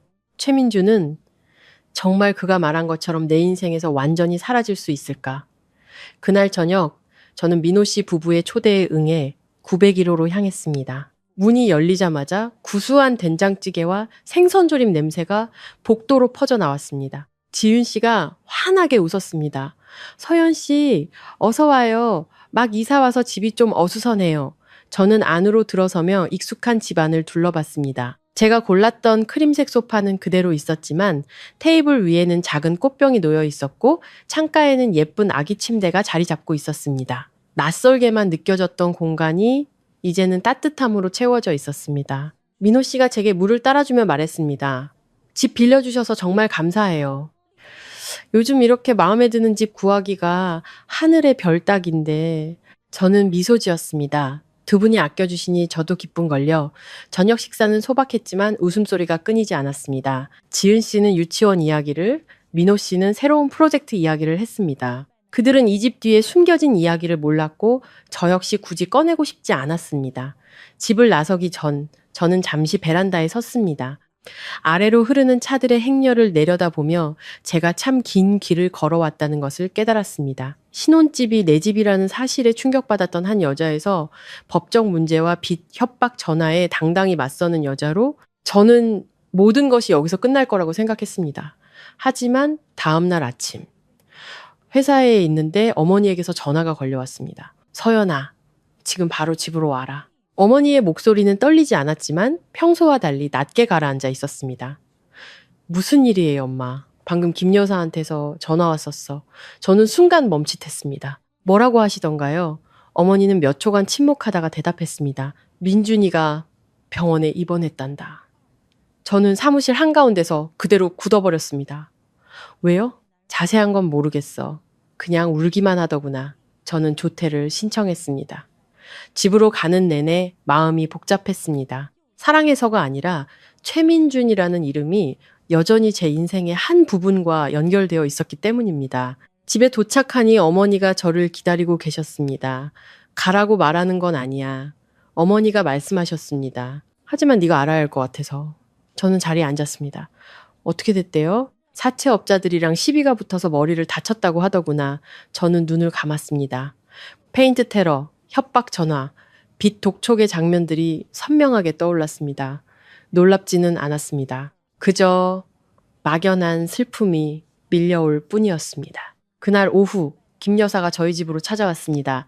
이번에는 예전처럼 눈물범벅이 아니었습니다. 그저 수척한 얼굴과 텅 빈 눈동자만 남아 있었죠. 서연아, 그녀가 작게 불렀습니다. 저는 그녀가 들어오도록 문을 열어주었습니다. 우리 민준이 병원에 누워 있어. 그녀는 잠긴 목소리로 말했습니다. 돈 제때 못 갚았다고 맞았단다. 저는 말이 없었습니다. 돈 부탁하러 온 거 아니야. 그녀가 서둘러 말했습니다. 그저 우리 애가 끝까지 나쁜 놈이라고만 생각하지 말아달라고. 잘못한 건 맞지만 이렇게까지 당할 애는 아니야. 저는 그녀를 바라봤습니다. 제가 뭘 하길 바라세요? 그녀는 고개를 저었습니다. 모르겠어. 나도 그냥 너무 미안해서 옆에 앉아 계시던 어머니가 조용히 물었습니다. 형님, 그래서 그쪽에서는 뭐라고 하던가요? 한 달 시간을 더 주겠다고 했어요. 그녀가 대답했습니다. 그때까지 못 갚으면 고소하겠다고. 저는 한숨을 쉬었습니다. 민준 씨는 뭐라고 해요? 아무 말 안 해. 그녀는 고개를 저었습니다. 그냥 나한테 너 찾아가지 말라고만 했어. 그 말에 저는 잠시 멍해졌습니다. 그렇게 말했어요? 모든 게 자기 탓이니까 너랑은 상관없는 일이라고 하더구나. 저는 아주 오랫동안 침묵했습니다. 민준 씨가 저지른 모든 잘못들 중에서 이것은 아마도 그가 저를 함께 끌어내리지 않으려 한 첫 번째 선택일 겁니다. 김 여사가 일어섰습니다. 이제 가볼게. 더는 패 끼치지 않을게. 저는 무거운 마음으로 그녀를 문 밖까지 배웅했습니다. 그날 밤 저는 방에 홀로 앉아 카페에서의 마지막 만남을 떠올렸습니다. 민준 씨는 제게 정이 조금이라도 남아있냐고 물었고 저는 단호하게 대답했었죠. 이제 그가 병원에 누워있는 지금 저는 제 자신에게 물었습니다. 사랑은 아니지만 한때 믿었던 사람이 나락으로 떨어지는 것을 보고 싶지는 않았습니다. 저는 유나 씨에게 전화를 걸었습니다. 민준 씨 어느 병원에 있는지 알아요? 유나 씨는 잠시 말이 없었습니다. 가보시게요? 그냥 알고만 있으려고요. 유나 씨는 한숨을 쉬었습니다. XX 병원에 있어요. 하지만 동정심 때문에 그 사람한테 이용당하지는 마세요. 저는 그녀가 보지 못했지만 고개를 끄덕였습니다. 그날 밤 저는 병원 정문 앞에 아주 오랫동안 서 있었습니다. 병실에서 새어나오는 하얀 불빛이 공간을 더욱 차갑게 만들었습니다. 저는 들어가지 않고 발길을 돌렸습니다. 무심해서가 아니라 제가 지금 그 안으로 들어가는 순간 모든 경계가 허물어질 거라는 것을 알았기 때문입니다. 저는 그의 소용돌이 밖에 서 있기로 선택했고 그 선택을 지켜야만 했습니다. 다음 날 아침 민준 씨 번호로 문자가 왔습니다. 미안하다. 단 3글자였습니다. 저는 그 문자를 몇 번이고 다시 읽다가 휴대폰을 내려놓았습니다. 어떤 사과는 관계를 회복하기 위해서가 아니라 이야기를 끝맺기 위해 존재합니다. 저는 답장하지 않았습니다. 그날 오후 901호에 들렀습니다. 지은 씨는 새로 산 커튼을 달고 있었습니다. 민호 씨가 저를 보고 웃었습니다. 서연 씨 오셨어요? 저는 안으로 들어서면 훨씬 밝아진 집을 둘러봤습니다. 수많은 풍파를 겪었던 공간에서 젊은 부부의 웃음소리가 울려 퍼졌습니다. 저는 문득 깨달았습니다. 인생은 항상 계속된다는 것을. 하나의 문이 닫히면 다른 문이 열립니다. 그리고 이번에 저는 더 이상 최민준의 그림자를 짊어지지 않고 걸어 나갈 겁니다. 하지만 앞으로 가야 할 길이 아직 남아있다는 것도 알고 있습니다. 미안하다는 문자 이후 민준 씨에게서는 더 이상 연락이 오지 않았습니다. 저 역시 답장하지 않았죠. 그 세 글자는 마치 미완성의 마침표처럼 제 메시지함에 남아 있었지만 더 이상 이어가고 싶은 마음은 없었습니다. 며칠 후 김 여사가 다시 어머니께 전화를 했습니다. 이번에는 우는 목소리가 아닌 그저 지친 목소리였습니다. 민준이 퇴원했어요. 그녀가 말했습니다. 하지만 통원 치료는 계속 받아야 해요. 어머닌 전화를 받으며 저를 쳐다보시더니 스피커폰으로 바꾸셨습니다. 상태는 좀 어때요, 형님? 어머니가 물었습니다. 큰 부상은 아니고 몇 반을 꿰맸어요. 그쪽에서도 일을 크게 만들고 싶지는 않은가 봐요. 그녀가 대답했습니다. 저는 조용히 듣고만 있었습니다. 서연이 거기 있나요? 그녀가 조심스럽게 물었습니다. 네, 듣고 있어요. 제가 대답했습니다. 그녀는 잠시 침묵했습니다. 그 애가 그러네요. 자기 빚은 자기가 알아서 해결할 테니 엄마한테 다시는 너 찾아가지 말라고요. 저는 안도감을 느껴야 할지 허탈함을 느껴야 할지 몰랐습니다. 잘 됐네요. 제가 짧게 말했습니다. 전화가 끊기고 어머니는 저를 한참 동안 바라보셨습니다. 한번 가보지 그러니? 어머니가 물으셨습니다. 저는 고개를 저었습니다. 병원 앞까지 갔었어요. 그걸로 충분해요. 어머니가 고개를 끄덕였습니다. 그래, 그걸로 충분하지. 그 후의 날들은 평온하게 흘러갔습니다. 새로운 프로젝트 때문에 회사 일은 바빠졌죠. 저는 일에 더 집중했고 모든 정신을 설계도와 숫자에 쏟아부었습니다. 잠시 쉴 틈이 생길 때면은 과거의 기억들이 떠올랐지만 예전처럼 날카롭게 저를 찌르지는 않았습니다. 어느 날 오후 낯선 번호로 전화가 걸려왔습니다. 박서연 씨 맞으시죠? 중년 남성의 목소리였습니다. 네, 그런데요. 저는 민준이 삼촌입니다. 저는 잠시 멈칫했습니다. 무슨 일이시죠? 잠깐 만날 수 있을까요? 책망하려는 건 아닙니다. 그는 제가 거절할까봐 서둘러 말했습니다. 저는 잠시 망설이다가 동의했습니다. 미련 때문이 아니라 또 다른 시각의 이야기를 들어보고 싶었기 때문입니다. 저희는 삼촌분의 집 근처 작은 찻집에서 만났습니다. 그는 50대 중반으로 마른 체구에 선하지만 피곤해 보이는 눈을 하고 있었습니다. 와줘서 고맙습니다. 그가 먼저 말을 꺼냈습니다. 말씀하세요. 그는 한숨을 쉬었습니다. 저는 민준이 편을 들 생각은 없습니다. 그 애가 잘못한 거 알아요. 하지만 저희 집안이 서연 씨가 생각하는 것처럼 유복하지 않습니다. 그 애가 예전에 자랑했던 그 집도 사실은 은행에 담보로 잡혀 있어요. 저는 말이 없었습니다. 그 애는 어릴 때부터 자격지심이 심했어요. 친구들이 성공하는 걸 보면서 초조해 했죠. 서연 씨를 만났을 때 그 애는 이게 기회라고 생각했던 겁니다. 그가 천천히 말했습니다. 무슨 기회요? 제가 물었습니다. 자신의 열등감에서 벗어날 기회요. 저는 눈앞에 찻잔을 내려다 봤습니다. 김이 피어오르며 시야를 흐릿하게 만들었습니다. 하지만 그 애가 선택한 방법은 잘못됐어요. 알고 있습니다. 그가 고개를 끄덕였습니다. 그리고 지금 그 대가를 치르고 있죠. 잠시 침묵이 흘렀습니다. 용서해달라고 온 건 아닙니다. 그저 마음의 미움을 담아두지는 미워하지 않아요. 그냥 돌아갈 수 없을 뿐이에요. 그는 안도한 듯한 눈빛으로 고개를 끄덕였습니다.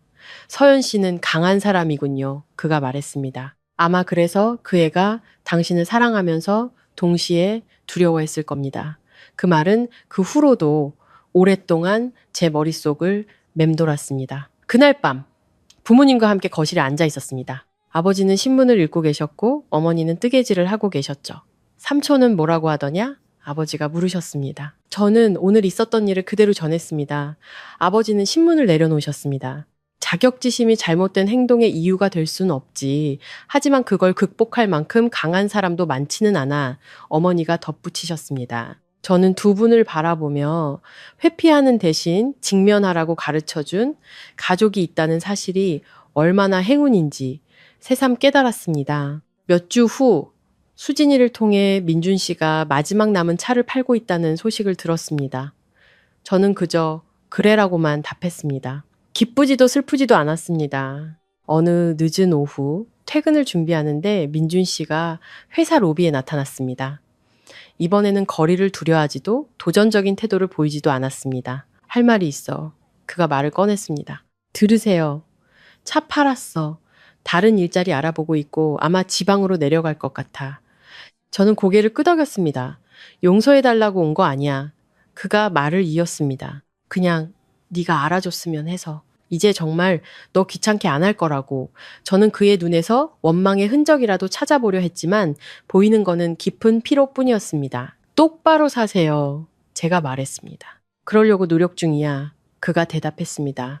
저희는 몇 초간 그 자리에 서 있었습니다.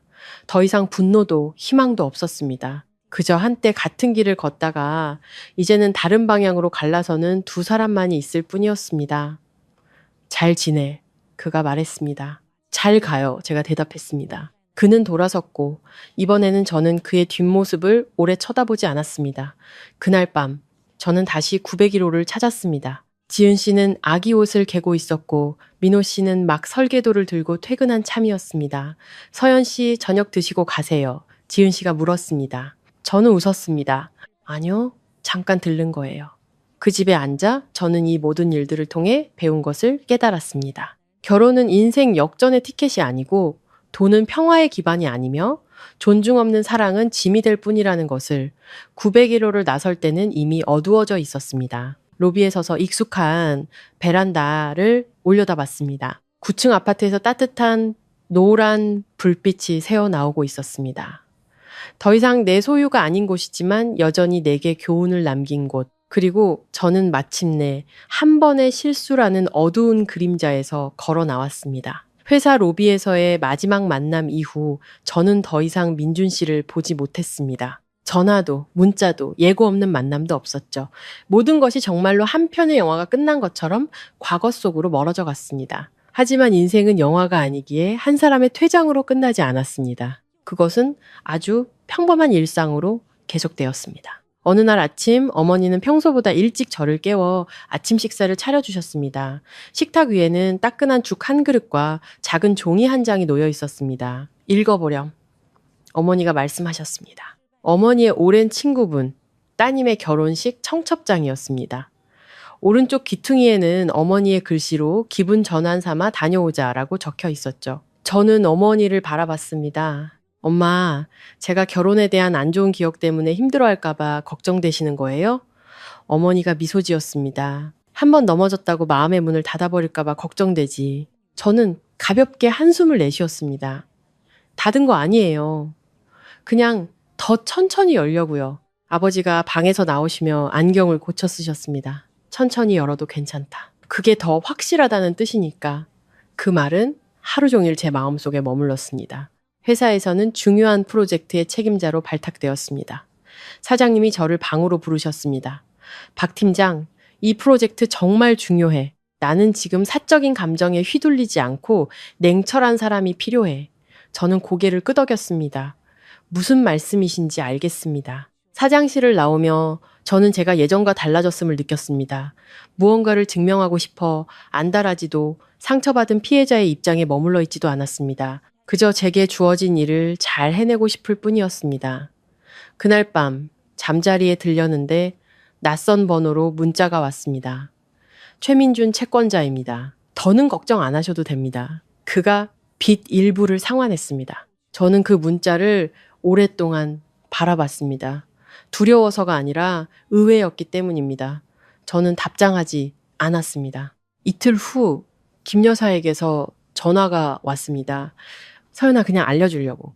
우리 민준이 곧 중부지방 건설 현장으로 떠난단다.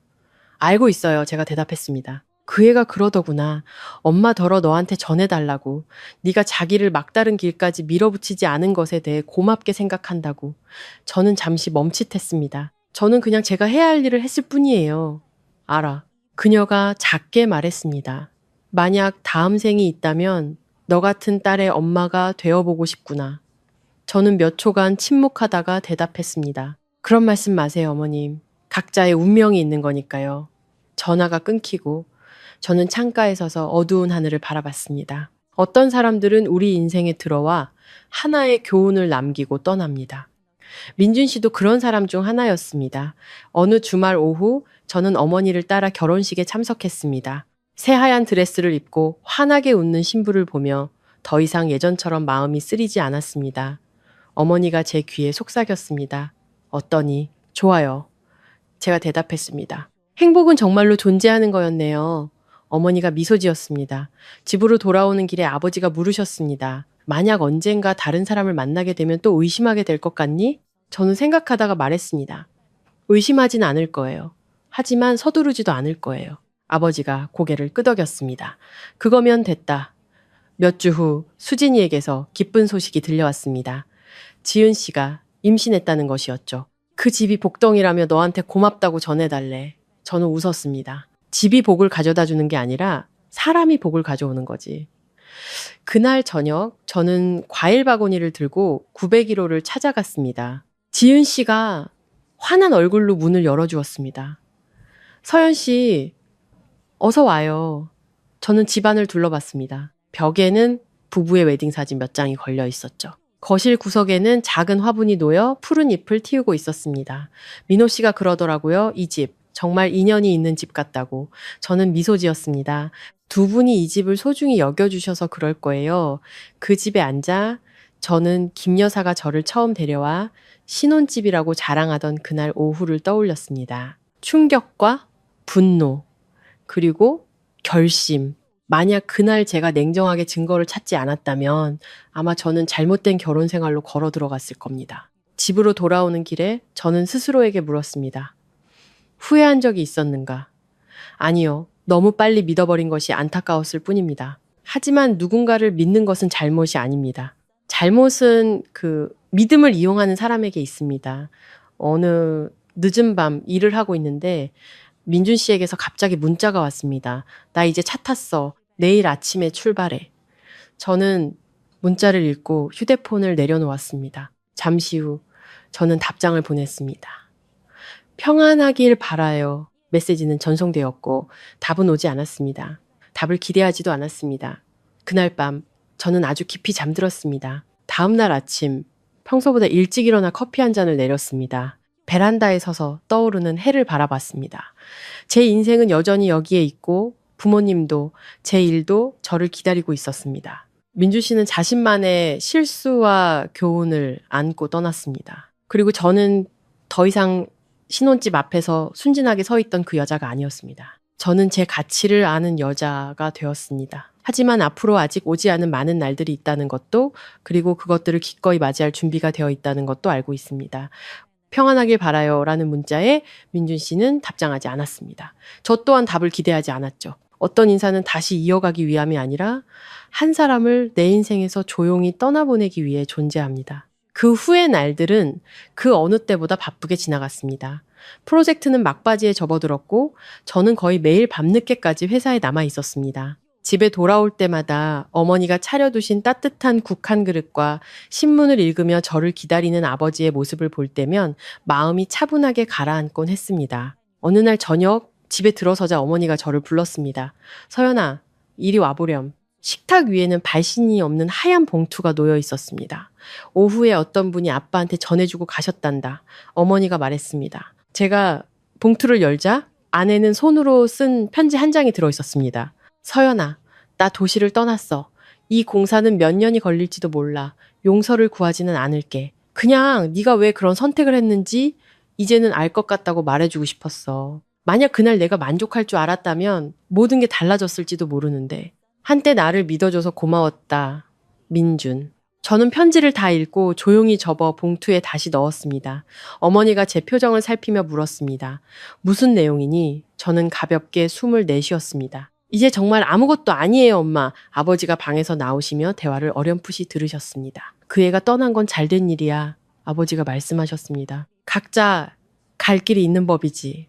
저는 고개를 끄덕였습니다. 그날 밤 저는 방에 홀로 앉아 김 여사가 저를 900일 호로 데려갔던 날부터 일어난 모든 일들을 되짚어 봤습니다. 민준 씨의 자신감 넘치던 눈빛, 월세 독촉 전화벨 소리, 약혼식장 스크린에 나타났던 사진들, 가스 냄새, 문 앞에 붉은 페인트 자국까지 모든 디테일이 선명하게 떠올랐습니다. 저는 참으로 극적인 길을 걸어왔다라는 것을 깨달았습니다. 하지만 제게 그것은 믿음과 경계선에 대한 값비싼 수업이었습니다. 다음 날 아침, 저는 예전에는 생각지도 못했던 일을 하기로 결심했습니다. 은행으로 가 901호 아파트의 소유권을 부모님과 저의 공동 명의로 변경하는 절차를 밟았습니다. 집에 돌아와 서류를 부모님께 내밀었습니다. 엄마, 아빠, 이제부터 901호는 저 혼자만의 것이 아니에요. 어머니가 놀라셨습니다. 이게 무슨 일이니? 재산보다 가족이 더 중요해요. 제가 대답했습니다. 이제 혼자 모든 걸 짊어지고 싶지 않아요. 가족이 함께 지켜줬으면 좋겠어요. 아버지는 저를 한참 동안 바라보시더니 말씀하셨습니다. 우리 딸 정말 다 컸구나. 저는 웃었습니다. 저는 그저 아빠 엄마가 안 계셨다면 제가 이 모든 일을 현명하게 헤쳐나가지 못했을 거라는 걸 깨달았을 뿐이에요. 어머니가 제 손을 잡았습니다. 가족은 네가 혼자 버티는 곳이 아니라 기댈 수 있는 곳이란다. 그날 저녁 901호에 들렀습니다. 지은 씨는 곧 태어날 아기를 위해 작은 옷을 만들고 있었고 민호 씨는 막 퇴근해 손에 설계도를 들고 있었습니다. 서연 씨, 무슨 좋은 일 있어요? 지은 씨가 물었습니다. 이 집 부모님이랑 공동 명의로 바꿨어요. 제가 말했습니다. 지은 씨가 웃었습니다. 그럼 더 든든하겠네요. 저는 방 안을 둘러봤습니다. 따뜻한 노란 불빛, 규칙적으로 돌아가는 선풍기 소리, 갓 지은 밥 냄새, 더 이상 풍파의 흔적은 남아있지 않았습니다. 집으로 돌아오는 길에 저는 민준 씨를 생각했습니다. 아마 머나먼 건설 현장에서 그는 다시 시작하고 있겠죠. 어쩌면 또 몇 번 넘어질 수도 있고 무언가를 배우게 될 수도 있습니다. 저는 더 이상 그를 원망하지도 그가 어떻게 사는지 궁금해하지도 않았습니다. 어느 늦은 밤 설계도를 수정하고 있는데 유나 씨에게서 연락이 왔습니다. 서연 씨, 민준 씨 멀리 갔다는 얘기 들었어요. 저도 다른 곳으로 발령났어요. 저는 답장했습니다. 행운을 빌어요. 유나 씨가 한 문장을 더 보내왔습니다. 언니 덕분에 저도 정신 차렸어요. 고마워요. 저는 화면을 보며 미소 지었습니다. 어떤 상처는 나 혼자만의 것이 아니었습니다. 일주일 후 제가 책임졌던 프로젝트가 최종 승인을 받았습니다. 사장님은 모든 팀원이 모인 회의실에서 제 손을 잡으셨습니다. 박 팀장, 정말 잘했어. 저는 박수 소리를 들으며 담담한 마음으로 서 있었습니다. 그날 저녁, 온 가족이 함께 식사를 했습니다. 아버지는 물을 더 따라주셨고 어머니는 제게 반찬을 집어주셨죠. 서연아, 더 먼 곳으로 나아갈 생각은 없니? 아버지가 물으셨습니다. 어디요? 유학을 갈 수도 있고 내 사업을 시작할 수도 있지. 아버지가 말씀하셨습니다. 저는 생각에 잠겼습니다. 예전에는 결혼이 당연한 다음 단계라고 생각했습니다. 이제 저는 다음 단계는 제가 선택하는 그 무엇이든 될 수 있다는 것을 알았습니다. 생각해 볼게요. 제가 대답했습니다. 그날 밤 저는 베란다에 서서 달 없는 하늘을 올려다봤습니다. 도시는 여전히 밝고 시끄러웠지만 제 마음은 이상할 정도로 고요했습니다. 저는 김 여사가 저를 901호로 처음 데려왔을 때 던졌던 질문을 떠올렸습니다. 어머니, 이 집 정말 저희 결혼 선물로 사주신 집 맞아요? 그 질문은 한때 저를 충격에 빠뜨렸습니다. 이제 저는 그날의 제 자신을 보며 미소 지을 수 있습니다. 그 순간이 없었다면 저는 제 가치를 지키는 법을 배우지 못했을 테니까요. 그리고 저는 이제 이 이야기를 마무리하기 위해 단 한 걸음만이 남았다는 것을 알고 있습니다. 어떤 이야기는 문을 닫는 소리로 끝나는 것이 아니라 평범한 아침으로 끝납니다. 그날 아침, 저는 평소보다 일찍 잠에서 깼습니다. 햇살이 커튼 틈으로 들어와 바닥에 긴 흔적을 남겼습니다. 어머니는 이미 일어나셨는지 부엌에서 기름 튀는 소리가 들려왔습니다. 아버지는 늘 그렇듯 식탁에 앉아 신문을 읽고 계셨죠. 서연아, 일어났니? 어머니가 부르셨습니다. 네. 저는 자리에 앉아 어머니가 건네주신 따뜻한 물 한 잔을 마셨습니다. 눈앞에 부모님을 바라보며 저는 소박한 충만감을 느꼈습니다. 더 이상 한밤중에 전화도 협박 문자도 제 생각을 맴도는 민준 씨의 이름도 없었습니다. 아버지가 신문을 접고 저를 바라보셨습니다. 이번 주말에 뭐 할 거니? 저는 잠시 생각하다가 말했습니다. 오랜만에 시골에 할머니 할아버지 뵈러 가고 싶어요. 어머니가 고개를 드셨습니다. 안 간지 꽤 됐지. 네, 가고 싶어요. 어쩌면 이 모든 것을 진정으로 끝내기 위해서는 한 번의 여행이 필요할지도 모릅니다. 주말에 온 가족이 시골로 향했습니다. 작은 마을길 양옆으로는 갓 자라난 벼들이 푸르게 펼쳐져 있었습니다. 바람이 불자 흙내음이 정겹게 코끝을 스쳤습니다. 할머니 할아버지는 저를 보고 온화하게 웃으셨습니다. 우리 강아지 그동안 바빴다면서? 저는 웃었습니다. 이제 괜찮아요. 오후에 저는 뒷마당으로 나가 오래된 망고나무 아래에 앉았습니다. 나뭇가지 위에서 새들이 지저귀는 소리가 들려왔습니다. 저는 사랑하고 믿고 의심하고 발견하고 폭로하고 맞서 싸우고 마침내 손을 놓았던 모든 순간들을 되짚어 봤습니다. 아팠냐고 묻는다면 그렇다고 대답할 겁니다. 하지만 그 아픔은 저를 쓰러뜨리지 못했습니다. 그저 저를 깨어나게 했을 뿐입니다. 그날 저녁 온 가족이 차를 마시는데 할아버지가 물으셨습니다. 서연아, 이제 시집 가는 거 무서워졌냐? 저는 웃음을 터뜨렸습니다. 결혼이 무서운 게 아니라 잘못된 선택을 하는 게 무서워요. 할아버지가 고개를 끄덕이셨습니다. 잘못 선택했으면 바로 잡으면 되는 거야. 중요한 건 한 번의 실수 때문에 네 자신에 대한 믿음을 잃지 않는 거란다.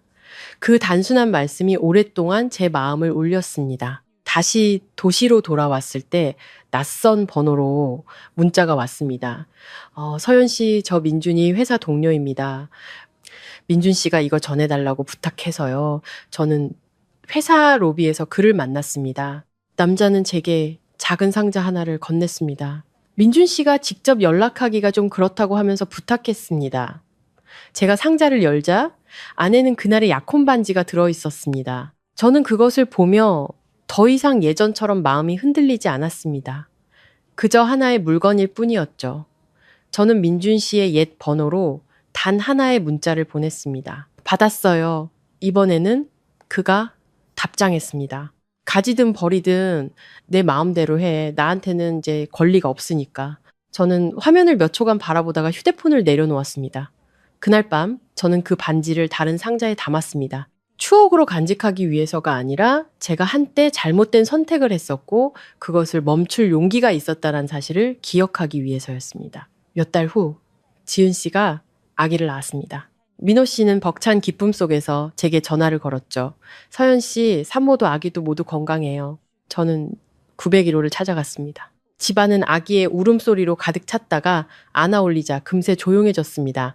지은 씨는 지쳐 보였지만 행복해 보였습니다. 서연 씨, 고마워요. 지은 씨가 말했습니다. 뭐가요? 서연 씨 아니었으면 저희가 이렇게 안정적인 곳에서 아이를 낳지 못했을 거예요. 저는 민호 씨 품에 안긴 작은 아기를 바라봤습니다. 한때 거짓 연극의 무대였던 이 아파트가 이제는 진짜 가족의 기반이 되어주고 있었습니다. 인생은 언제나 자신만의 방식으로 보상해준다는 것을 깨달았습니다. 어느 날 오후 회사에서 6개월간 해외 연수 대상자로 선정되었다는 이메일을 받았습니다. 저는 몇 번이고 다시 읽었습니다. 마음이 설레고 기대감으로 부풀어 올랐죠. 그날 밤 부모님께 말씀드렸습니다. 저 가고 싶어요. 어머니는 저를 보며 잠시 걱정스러운 눈빛을 보이셨습니다. 그렇게 멀리? 6개월 뿐인걸요, 엄마. 아버지가 웃으셨습니다. 다녀오너라. 젊었을 때 세상을 넓게 봐야지. 저는 언제나 저를 지지해주는 두 분께 감사함을 느꼈습니다. 떠나기 전날 저는 901호에 다시 한번 들렀습니다. 베란다에 서서 제가 예비 며느리의 마음으로 이 집에 처음 들어섰던 날을 떠올렸습니다. 만약 그날 제가 정신 차리지 못했다면 지금쯤 저는 의심과 피로 속에서 살아가는 한 여자가 되어 있을 겁니다. 저는 난간을 가볍게 만지며 스스로에게 속삭였습니다. 침묵하지 않아줘서 고마워. 휴대폰이 울렸습니다. 민준 씨에게서 온 문자였습니다. 유학 간다면서 성공하길 바랄게. 저는 화면을 보고 답장했습니다. 고마워요. 더 이상 아무것도 덧붙이지 않았습니다. 원망도 미련도 없이 그저 한때 알았던 두 사람이 서로의 평안을 빌어줄 뿐이었습니다. 공항으로 가는 날 어머니는 제 손을 꽉 잡으셨습니다. 서연아, 몸 조심해야 한다. 네. 아버지는 제 어깨를 가볍게 두드리셨습니다. 우리 딸 강하니까 저는 보안 검색대를 통과하며 뒤를 돌아 두 분을 바라봤습니다. 그 순간 저는 이 모든 일들 끝에 제가 지켜낸 가장 큰 가치가 901호 아파트도 직장이나 명예도 아닌 바로 제 자신이라는 것을 깨달았습니다. 저는 한때 물었습니다. 어머니, 이 집 정말 저희 결혼 선물로 사주신 집 맞아요? 이제 저는 더 이상 누군가가 저를 위해 준비해준 신혼집을 필요로 하지 않습니다. 저는 제 인생을 스스로 준비합니다.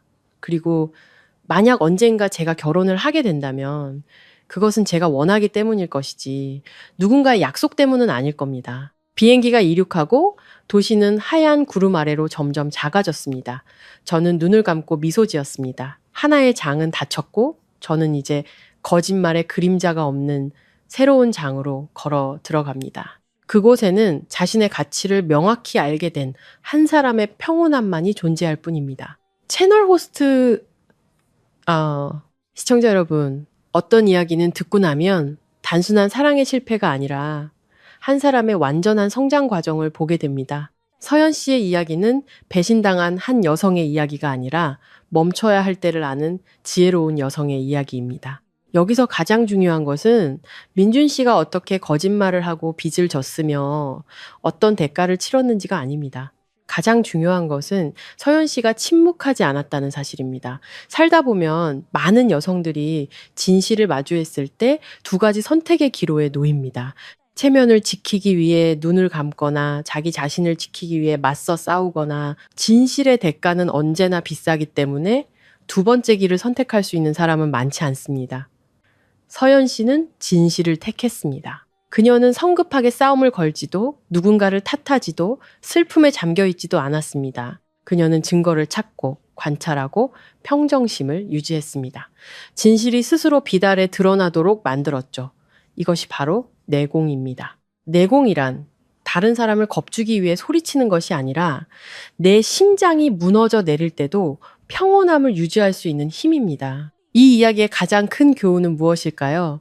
바로 자존심을 팔아 결혼을 사지 말라는 것입니다. 결혼은 열등감이나 욕심에 빠진 사람을 구원해주는 구명보트가 아닙니다. 결혼은 충분히 성숙한 두 사람이 함께 걷는 길입니다. 한 사람은 그것을 인생 역전의 발판으로, 다른 한 사람은 따뜻한 보금자리로 여긴다면 그 관계는 처음부터 기울어진 저울과 같습니다. 저는 이 이야기를 듣고 계신 모든 분들께 말씀드리고 싶습니다. 나를 존중하지 않는 사람을 잃는 것을 두려워하지 마세요. 그들을 잃는 것은 상실이 아니라 구출입니다. 민준 씨에 대해서도 우리는 그저 비난의 시선으로만 봐서는 안 됩니다. 그는 욕심 때문에, 열등감 때문에, 그리고 지름길을 택하려 했기 때문에 잘못을 저질렀습니다. 하지만 그의 이야기는 많은 남성들에게 경고의 메시지를 던집니다. 스스로의 두 발로 단단히 서지 못한다면 당신은 언제나 뒤처질 것이라는 두려움 속에서 살게 될 것입니다. 진정한 남자는 실패해서 자신을 구해줄 아내를 찾지 않습니다. 그들은 가정을 꾸릴 생각을 하기 전에 먼저 스스로를 구합니다. 부모님들께도 이 이야기는 하나의 당부를 남깁니다. 자녀가 안정되기를 바라는 마음에 결혼을 서두르게 하지 마십시오. 행복은 나이에서 오는 것이 아니라 올바른 사람에게서 옵니다. 충분한 믿음 없이 누군가를 결혼으로 밀어넣는 것은 그들을 위험한 도박판으로 내모는 것과 같습니다. 서연 씨는 다행히도 딸이 멈추려 할 때 한 걸음 물러서서 지지해 줄 줄 아는 부모님이 계셨습니다. 가족은 압박을 주는 곳이 아니라 기댈 수 있는 버팀목이 되어야 합니다. 그리고 이 이야기에는 더 깊은 의미가 있습니다.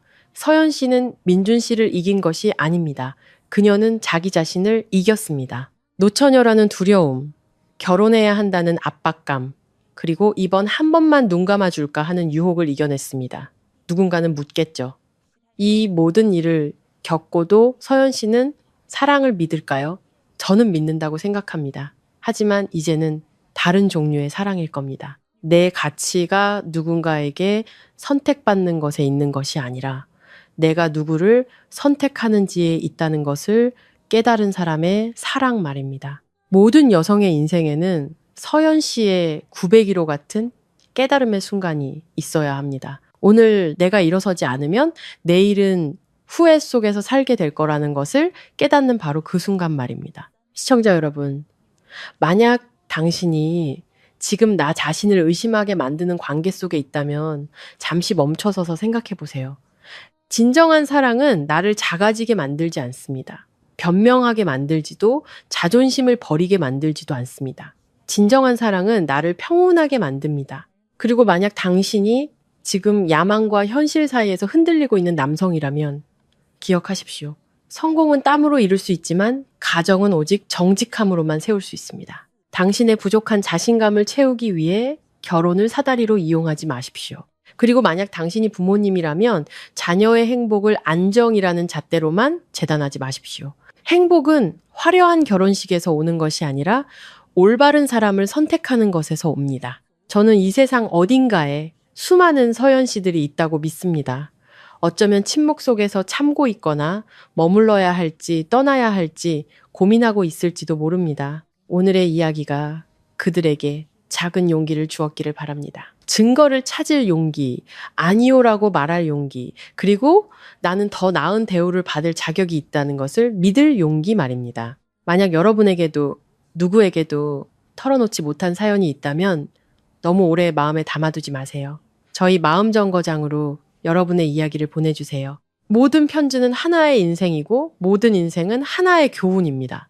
저희는 비난하기 위해 여기 있는 것이 아니라 귀 기울여 듣기 위해 여기 있습니다. 오늘 이야기에 대한 여러분의 생각을 댓글로 남겨주세요.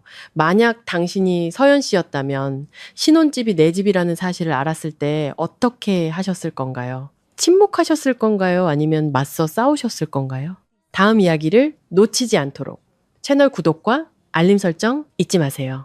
저희 마음정거장의 이야기들은 그저 듣고 흘리는 이야기가 아니라 나 자신을 비춰보는 이야기입니다. 때로는 다른 사람의 이야기가 내 인생의 거울이 되어주니까요. 그럼 다음 시간에 다시 찾아뵙겠습니다. 감사합니다.